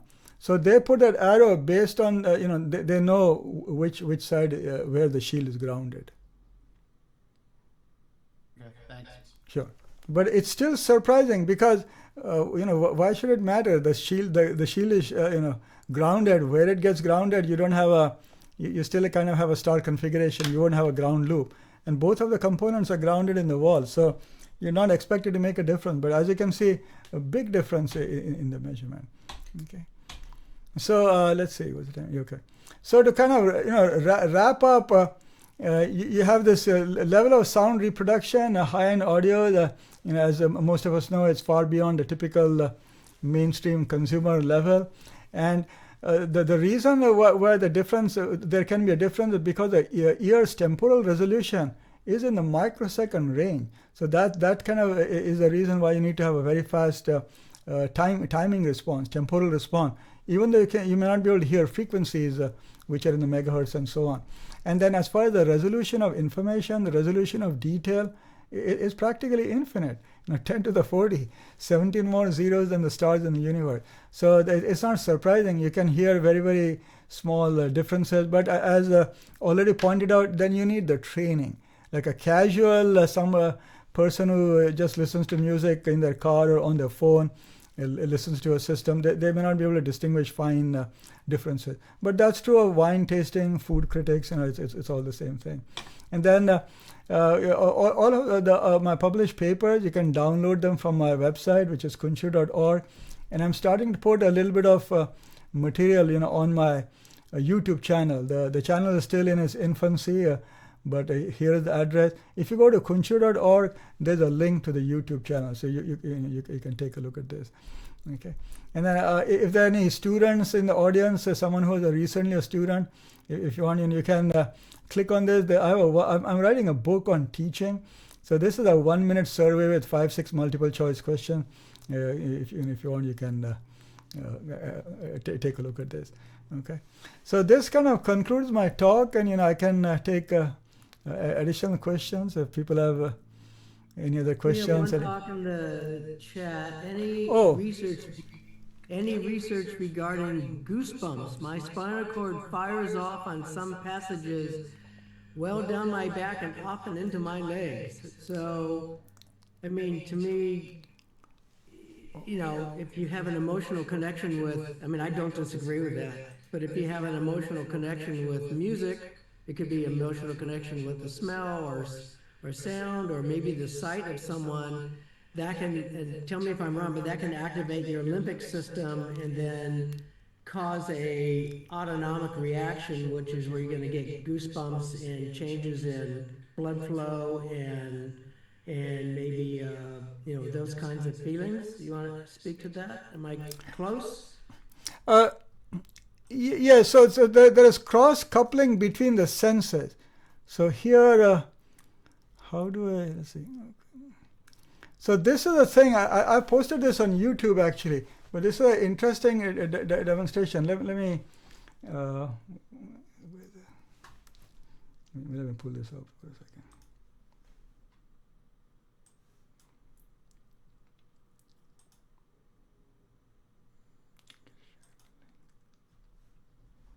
Okay, I'm going to post it in the chat here. So this is a YouTube thing. Let me see if I can run this and share the window.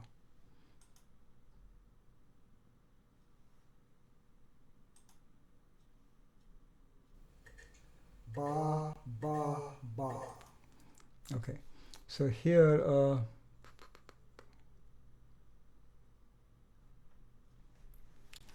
let me share this. Let's see if this works. Where do we share? Share, okay.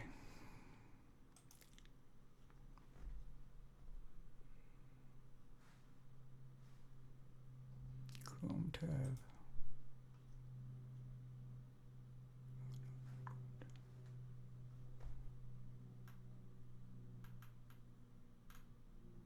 Dr. Kuncher, is this in relation to the question about goosebumps? Yeah, the senses, yeah. So here, where am I? Okay.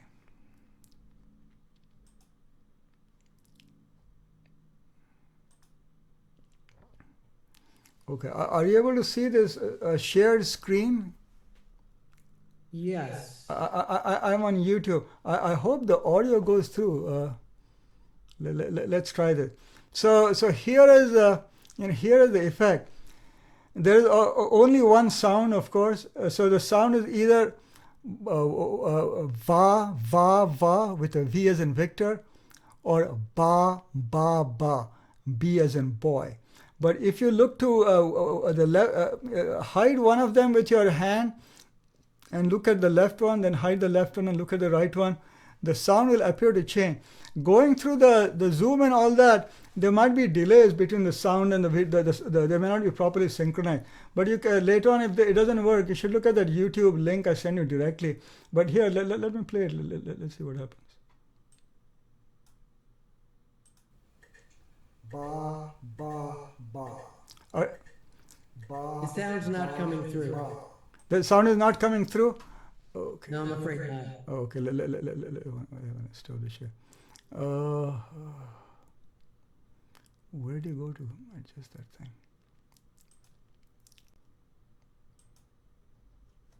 Okay, for some reason the system sounds not going through. Share. Well, you have the link. Yeah, so if you look at that link, how do I go back here? Okay. Yeah, you're back. I am back, okay. I do not see the link. in the chat. I'm reading this right now. It's YouTube. It ends with CKC. Yeah, that's in the chat. Ah, got it. Okay, yeah, well, So- you can look at that offline. So Yeah, We're, Yeah, you can look at that later, but what you'll find is you have a visual cue, coming from the lip movement, and if that's a va, like V as in Victor, you hear that sound, even though the sound is a ba, B as in boy, the whole time. In the sound, there's only one sound track, but depending on which lip movement you look at, you hear something different. So this is the point that the senses cross-couple. You have the synesthesia business and so forth. So there is a cross-coupling of the senses. I don't know if I answered your original question or not. well, we're at about 2 hours, so Yeah. do we have any more questions from anyone in the group? I would like to ask a question. I heard the doctor say that he has a Berkeley DAC. Mhm. And I think it might be instructive for us to hear more about your music system. So, okay, let me pull this up. Give me a second here. Sure. In the meantime, if Yeah. any other questions in regards specifically to the talk at hand in terms of neurophysiology and anatomy in regards to audiophiles like us and listening to high-end systems? I have one question for you before you get to your system. Sure. Dr. Yeah. Do you think, you talked about how the human auditory system can perceive, at the minimum 10 to the 40th, different individual, bits of information, in terms of putting together what you actually hear and recognizing something as live, live sound is in even the very best, most expensive, most sophisticated audio reproduction systems you might hear at Expona, they may sound really good and you may get a reasonable impression that that's a live piano, but I would imagine that the amount of information they're presenting through a speaker, because as you said, even if it's a high-res file at 34 bits and 357 or, a DXD or something very high-res file coming through a very high-resolution system, I would imagine that's still the amount of information that's getting to your brain, to your ears from that system is going to pale in comparison to the actual amount of information listening to a live event being recorded and then reproduced back. True? True, but for a live performance, you may not always have the optimum seat. Well, assuming you do, assuming you have a good seat and you're listening to something that's live, and they're recording it with the best recording microphones placed correctly, and you're comparing you sitting, in a really sweet spot in a good auditorium, and you're listening to that live music, and then you're hearing it reproduced back. The question is, given how close can we get to really reproducing a very, an actual live, performance and having it sound live? I mean, does your brain kind of play tricks with you because it has the memory what live music sounds like, and therefore it may really not sound like you would hear it in a live environment, but your brain kind of takes the memory of what live music sounds like and kind of adds that to the reproduced sound that you're listening to? To some extent, but no, the difference is always noticeable. Right. Yeah, the differences, and many times the difference is huge. Unfortunately, the difference is noticeable. But at some point you might get sort of enough of a semblance that you're okay with it. Of course. Yeah. So it can still be enjoyable. When I upgraded my speaker, I still have the PROAC response D2. From that, I went to the Martin design. The improvement was, especially in a low-level detail, the improvement was so big that the system has become so enjoyable that, as I mentioned, I'm going to much fewer concerts now. Right. Because under the best, like I mentioned, that Parker Quartet concert I went to, and also that is a work, Beethoven's Quartet 11 F minor Serio. So I know that very well and I like it. So I went to that and I was in the best seat over there. So that was noticeably better than the system. But usually you won't have performance of that level, and that's the best concert hall in Columbia also. It's a small recital hall. But so there's so many compromises in that respect. And then you may be sitting in a less optimal position and so on. Then the home system actually starts to surpass a live experience. I think that can happen. Yeah, and plus the comfort level. See, the live concert, it'll be at 7:30 on a certain day. I may not be in the mood to listen to music, but I bought the ticket 1 month ago. Of course, but I'm trying to get at physiologically what it sounds like, the capacity of what your ear can hear. Oh yeah. Compared to what can actually be reproduced, even in the best of circumstances. It's still going to be difficult for any reproduced system to really get close to what an ideal life concert is. No question. No question. Yeah, no question. Yeah, just comparing the sound by sound next to each. Yeah, no doubt. Yeah, absolutely. You can always tell that something is missing, something has been altered. Right. Well, I'm curious to try to figure out, what is missing? What is it that differentiates a even exceptionally well recorded system? Right. Yeah. From Sunil Mo, he said the big factor is how well it was recorded. This is very true. But in a very well recorded system, recorded at live event with really thoughtful, a great recording. There's still a difference between what can come out of a speaker whether it's dynamic drivers or planars, and vibrating and moving air into waveforms that then hit your ear and then are trying to reproduce the same waveform that's coming off of live instruments or live voice.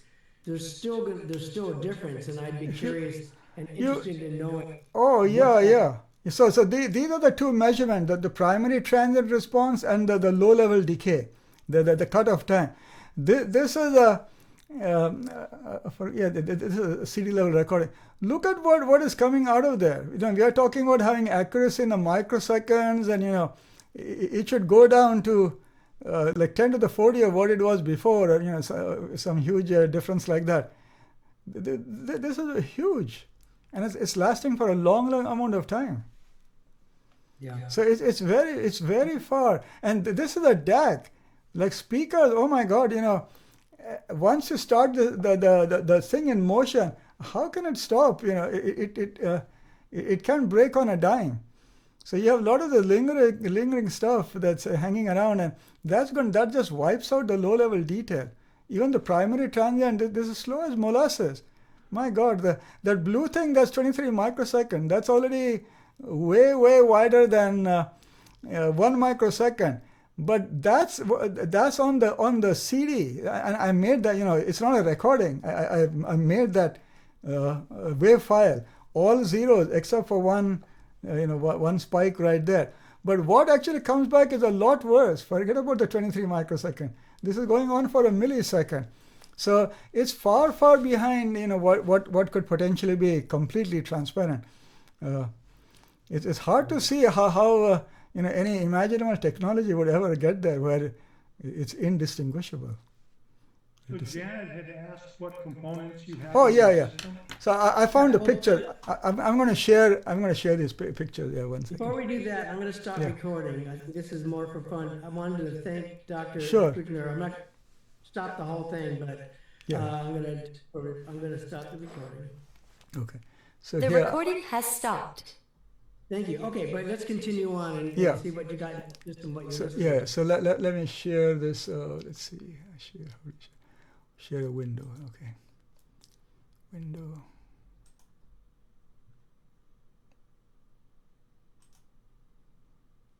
Okay. Do you see this? Yes. Yes. Yeah. So this room doubles as both a home theater and a music audio room. So when the screen is down, I'm using this stack of speakers. You can see my arrow still? Yeah. Okay. So there is a Proac Response D2. This used to be my main music speaker. Now it has been demoted to the home theater setup. And then it's sitting on top of a homemade subwoofer. So this subwoofer, originally it's a VMPS. It had a front firing driver, and it had a passive radiator firing downwards. And then it had a vent and all of these things. And then I wanted to change the driver and all of this business. So do you guys know of this gentleman, Martin Collins? Yes. Yeah, so he's the publisher of Hi-Fi Critic magazine, and he's, I think, been a contributing editor to Stereophile and some other magazine. But he's written this book, High Performance Loudspeakers. I think it's like in its 10th edition or something now. But anyway, I visited him at his home in London, UK, and he came to my talk that I gave to the Audio Engineering Society. So he advised me, he said, first of all, get rid of the vent. Because I had changed the drivers, and it was not sounding very good. He said, you'll never match some other random driver to this vented design that you have. So he recommended that I seal the whole thing. So I removed the bottom radiator, and there's a vent over here. I just completely blocked it. There was a big sheet of wood. So it became a sealed enclosure. Then I put in there, I looked at drivers from CS, what's the other one? Anyway, a few drivers, and then I ended up, I decided on this Dayton's flagship driver, which is it's an aluminum driver, 12-inch driver, and I put that in there. And then this thing, the whole thing is carefully damped, and on the, you can't see the back side here. But anyway, so this is being sorry, go ahead. The driver, I didn't understand. Oh yeah, I can put in the chat here. Let's see. It's Dayton audio. Thank you. Sure. So Okay, yeah. yeah. So is there a flagship? And so this bass is quite good. Believe it or not, for some music, it actually adds to the Martin design. And so here the Martin design now. So this one doesn't have the diamond tweeters. This has the sapphire, but the ceramic. All of the drivers are from Accuton, I believe, and it has two vents at the bottom. So when I'm listening to music, the screen goes up, and then I'm using these speakers.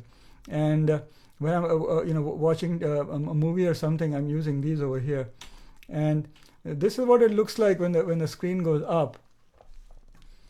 So this that's the spectral amp. It's a stereo spectral amp. But feeding the subwoofer, this is I think that is the driver actually. Yeah, this is with the grill soft. You can see that the vent was sealed. And this is a ADCOM 555, but it's been supercharged with the capacitance. It has like something like 2,000 joules, and that's driving the speaker. And then there's a crossover. I built this. It's a fourth order Butterworth crossover, and so that it doesn't touch the upper frequencies. It only low passes, and it drives the subwoofers through this amplifier here. There's the Berkeley Alpha DAC, and it's being fed by, I guess, where is it? Yeah, up here. No. Yeah, okay, so somewhere here. It's being fed by a Bryston BDP. a digital server, slash streamer. Oh, yeah, it's over here actually. Yeah, so that's kind of the system that I have. Let me see if there's some other ones there. And all of the wires right now, they're straight wires, Virtuoso or Maestro in the system. And then the back wall, I have a rockwool absorbers. So you have a 4.5-inch rockwool. In some places it's double that, and you have large air gaps. So the room is very well acoustically controlled. And in my paper in the Audio Engineering Society, which you can download from my website, there I do acoustic measurements of the room. The inverse square law, the reverberation time, and all of these things. So it's the ideal number. I forgot what it is. I think RT60 is supposed to be like half a second or 1 second or something. So it's you have that. And these are room tune acoustic tuners and a bunch of other things. Turntable? Turntable, it's a Thorens, a TD 160 or something like that. So this has recently stopped working. So it awaits restoration. And I have a Nakamichi Dragon, and these are two smaller Nakamichi CR3s. But all of the cassette decks also have stopped working. If the motor is not used for a while, the brushes, they get corroded or oxidized or something. If you're able to take out the motor and run them for several hours, the brushes get clean. But it takes too much time to do it, and I'm not using it that much. So I've kind of not kept my analog equipment in shape anymore. So that's where it's at.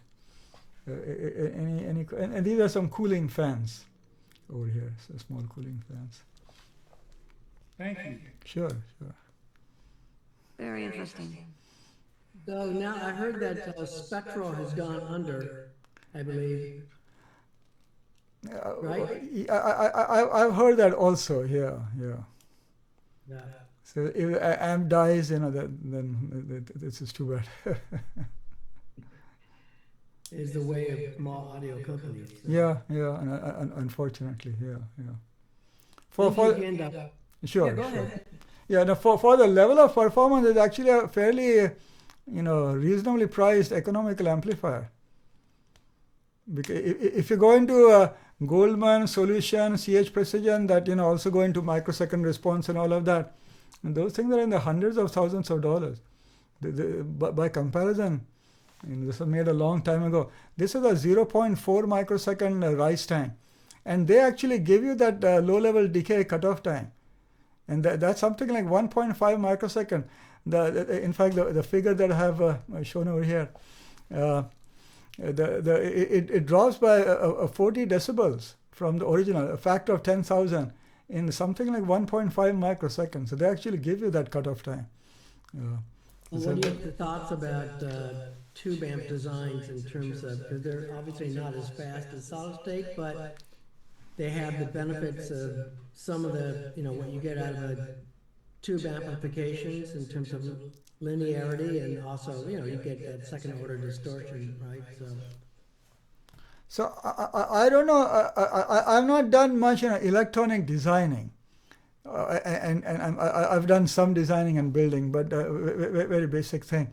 So I don't know enough about that, and my own experience with tubes is somewhat limited.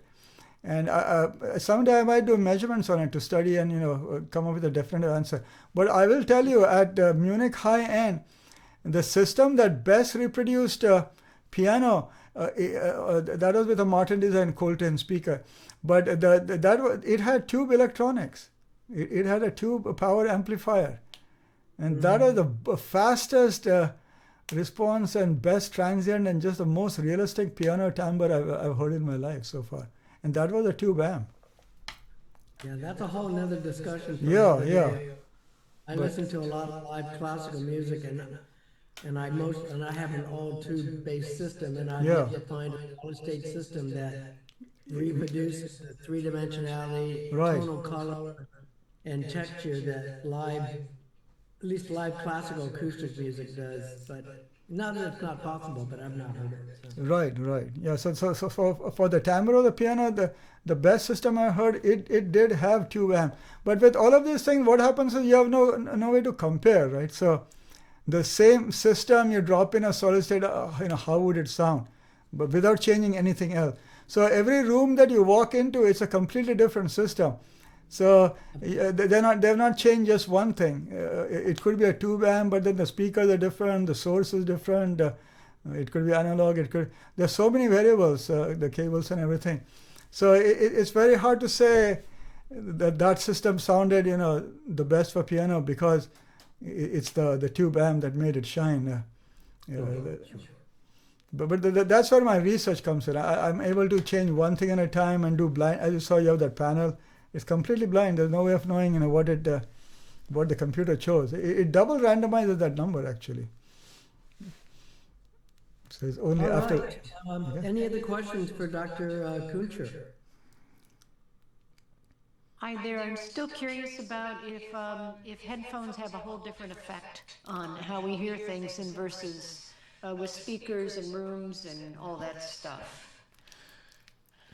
So again, sort of similar to what I said earlier about the tube amps on, my own experience with headphones is limited. However, I've never heard music through a headphone where the sound stage was in front of me, where all the instruments were, let me stop sharing this so you can see me. Okay, is my video with? So I've never heard music through headphones where the instruments were in front of me, which I get with speaker. So that's one of the things.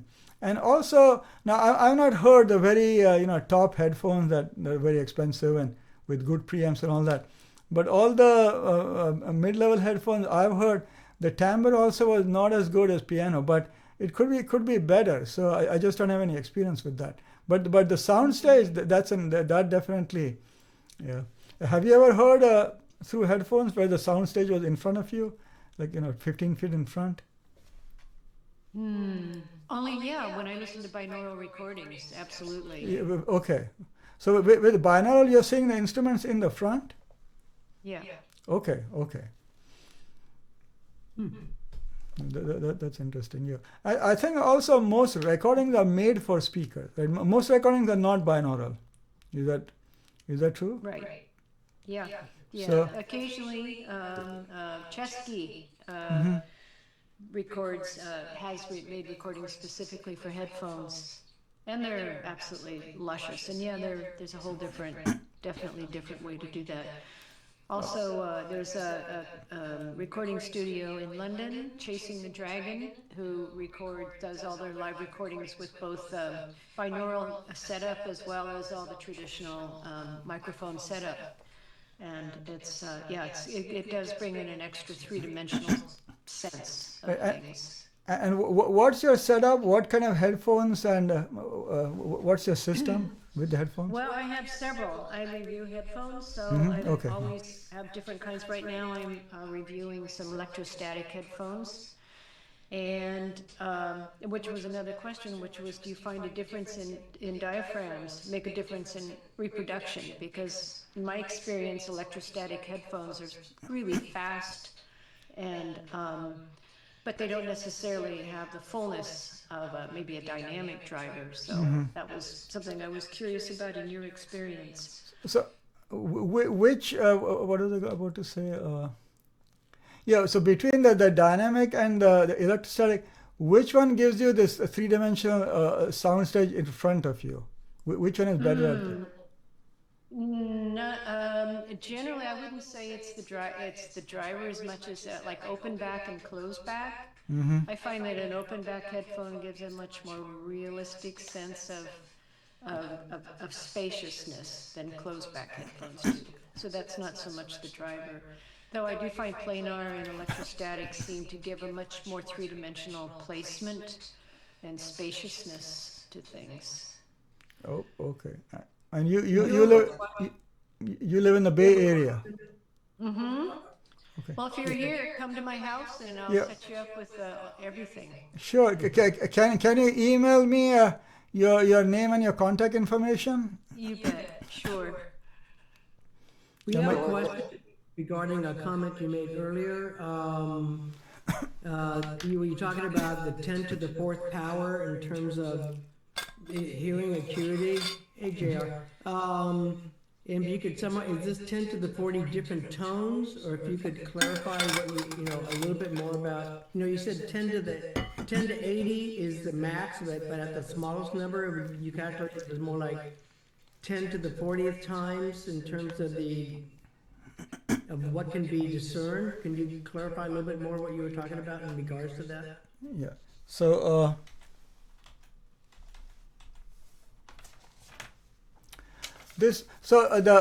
if you look at how the information is represented, is represented as a pattern. It's called a neural excitation pattern, the NEP over here.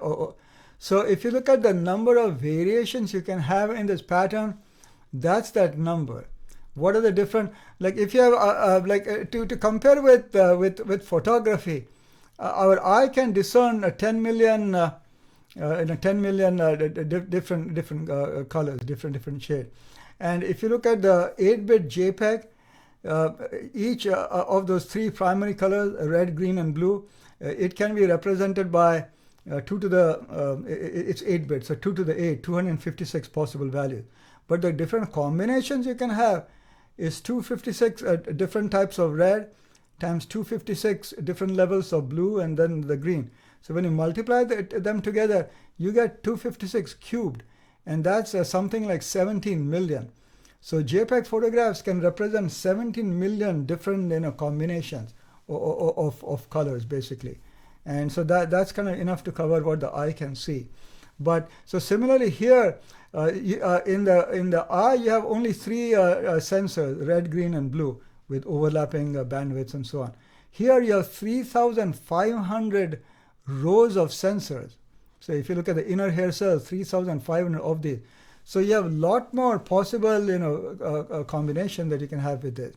So this is where that number is coming, just a different combination, right? So if this one is low and this one is high, that's a different combination. It's a slightly different pattern.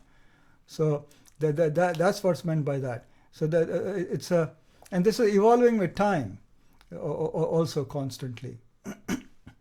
So it shows that the granularity, the fineness with which you can, the differences can be noticed, that they exist on the NEP, this neural excitation pattern on those auditory nerve fibers.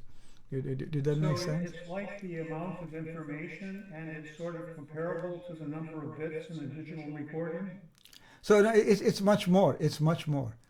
But what we're talking yeah. about. Right.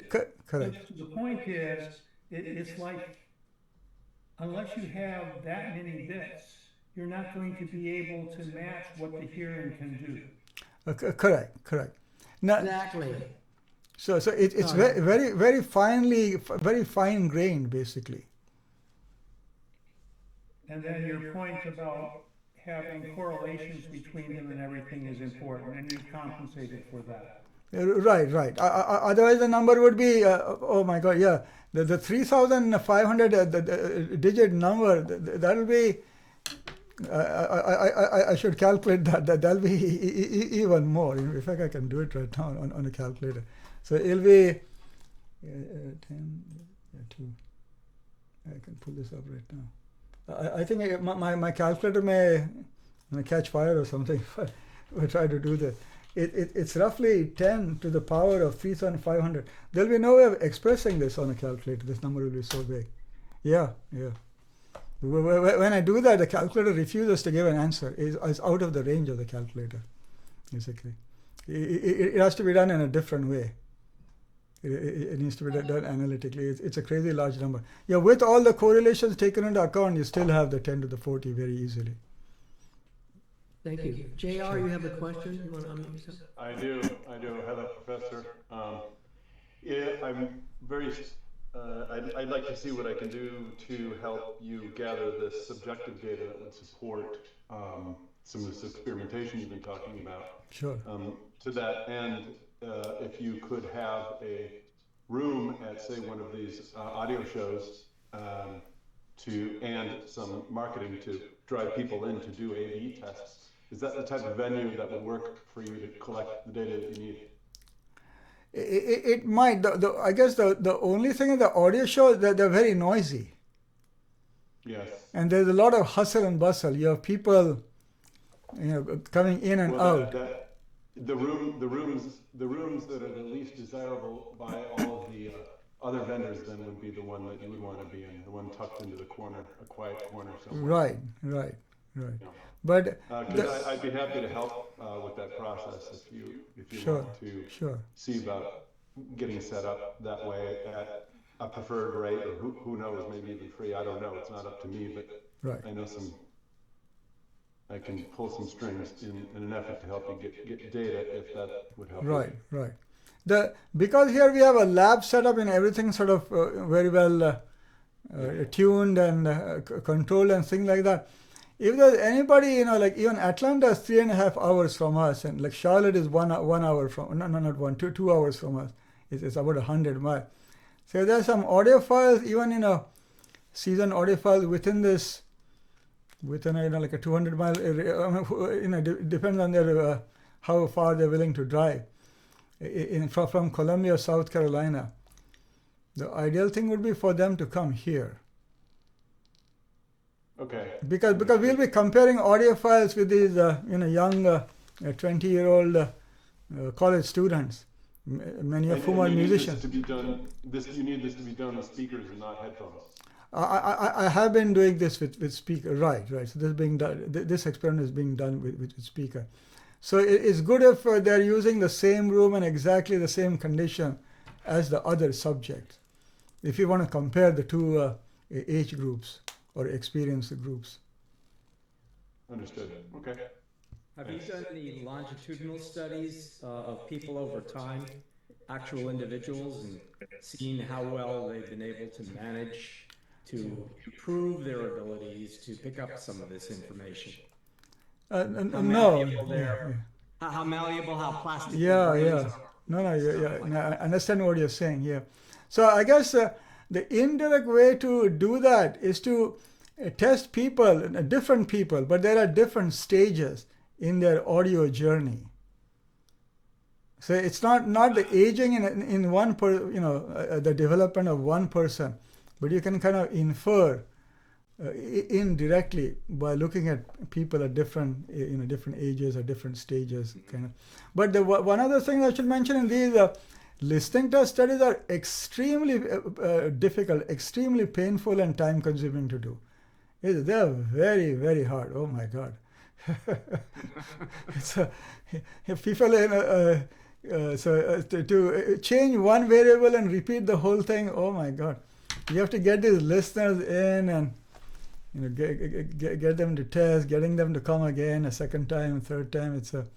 It's very, very difficult, and just setting up these differences are hard to hear. We claim that the differences are night and day and so on. That's why all audiophiles should also be subjected to a blind test. It'll humble them. They'll realize, that the difference that they claim, if it's if it's not blind, it has to take taken. That's the thing. People tell me, manufacturers tell me, you do this and it sounds like that. I said, do it. Show me in a blind test. If it's a one-time listen and I did it, more than even chance that's just a placebo effect or a listening variability. I found that there are also cultural differences. If you go to places where the instruments are different, the music is different, right? The sensitivity to things is very, very different. Oh yeah.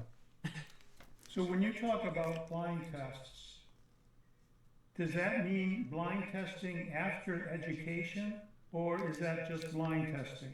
So what I mean by education is, I need to, when I'm doing a simple A/B comparison, I need to teach myself what the difference is before I hear it. And that's the same thing if I'm looking at a scene in the forest. If I don't know what the plants are, I won't be able to tell them. Right. So here, let me see where is that panel. Oh, here we go. So mine is more of a comment than anything else. Yeah. So In headphones, I know that there's headphone companies that market their headphones to sound like speakers, like those giant abyss football helmet looking things that people were putting on, and those some ribbon, I think, designs were marketed to look like speakers or to sound like speakers. It's my opinion that it was probably all marketing, but the idea with some of this digital stuff was to make the studio in your home.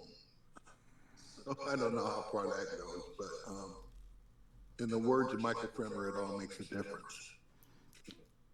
You mean do your own recordings? No, just marketing in general to get you to think the product is all that in a bag of chips. I think it was an MQA deal or something to get you closer to the studio, bring the studio to you. Okay. Sounds like marketing to me. Yeah, could be. But what was I about to say? Oh yeah, you are asking about the training of the subject. So Yes. what I encourage them to do is to listen to the known and the two knowns, A and B. Whether these are whatever those components are, I encourage them to go back and forth and decide why. First of all, if they sound different, and then how and why they sound different. So And you said not just listen to A and B, but go back and forth. Yeah. So they have complete control. That's what I have found too, is that I need to train myself. Right.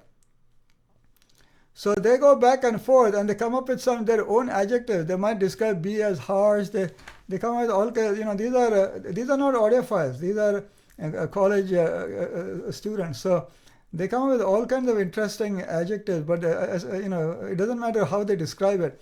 Then they have to play the two unknowns. So this could be A and B, or it could be B and A. There's no way of knowing. And then they listen to them.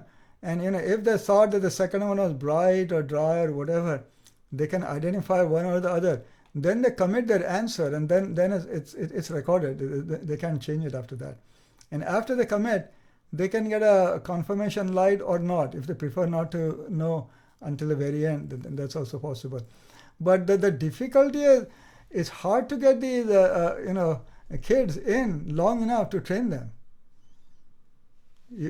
Unless it's a thesis student who's going to work on this for weeks and months and so on.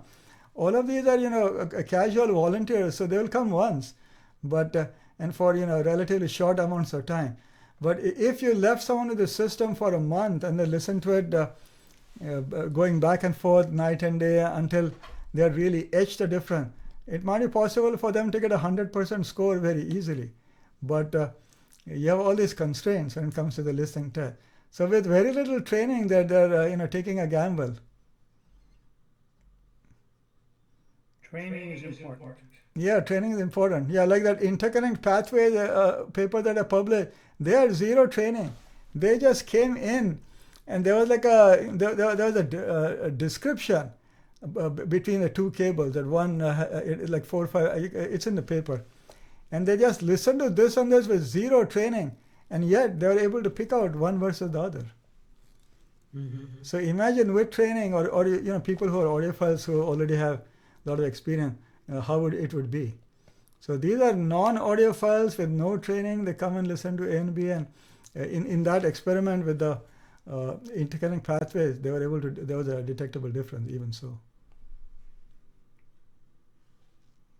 Do you think that training, that audiophiles who listen a lot and very intently, that the brain is plastic enough that they might, because they're listening and they're using that part of the brain, whether it's the hippocampus for memory or whatever, that they're actually creating more pathways that are more efficient and better at retaining information compared to those who do not listen frequently and as intently, that there's actually, if you did neuroanatomical studies, you could actually see more neurons in those areas that are, part of the acoustic memory and, compared to those who do not. Oh yeah, yeah. There's no doubt that there will be corresponding neurological changes.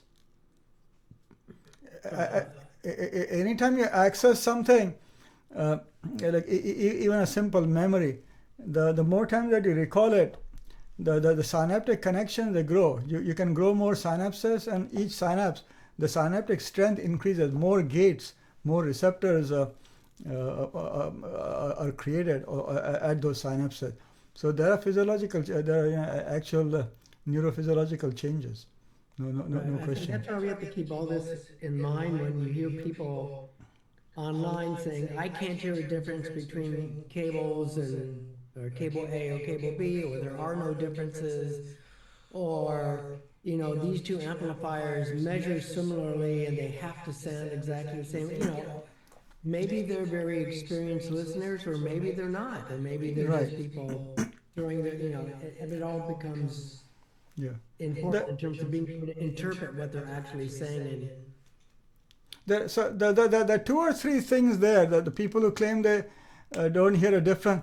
One is that they need to have a system that's resolving enough that a component should make a difference, whether it's a cable or the DAC or whatever.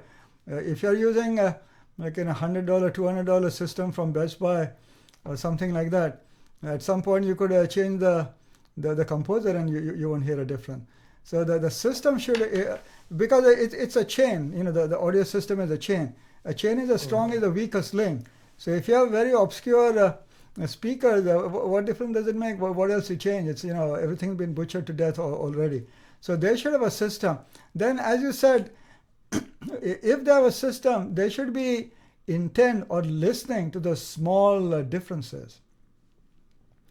If they don't, if they listen to music very casually, like while they're driving or cooking or something else, that's very different. So they should want to listen to intently. A lot of people don't actually. A lot of people don't really care that much to differentiate a small thing.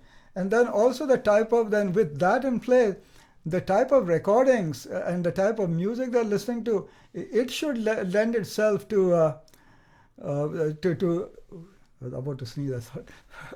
That should lend itself to differentiation easily. If you have music that's very heavily electronically processed, and especially like if you have closed miking, the microphone is closed, it's not capturing the reverberation, then what does it matter what the system does with low-level detail? There is no low-level detail. So the mics have to be sufficiently far to capture the whole sonic stage. Otherwise, the system's resolution won't really matter. So all of these things sort of come into play. They should have a good enough system. They should have good enough attention and concentration, and they should care to listen to those details. And then they should listen to music that contains that kind of detail. And only then will a cable or DAC or anything make a difference, basically. Great. All right. Well, we're almost at 3 hours. Wow. Okay. Well, we have time flies. It's almost a bedtime, I tell you. Well, maybe not. Thank you again so much. Sure. And thank everybody who came for today. This has been recorded, and as I said, we'll get it edited, and I'll get a copy to you, Professor, and then we'll have it out on our website for everyone who wants to see it again or couldn't make it for today. So. Okay, and if you guys can, send me your names and contact information also. So. Sure, I'll make sure that happens. So. Right. All right, very good. Good night, everybody. Take Okay. care. Yeah. All right. Good night. Yeah. Bye bye. So long. Yeah. Good So night, long. everybody. Thank you. Thank you. Yeah, Yeah. good.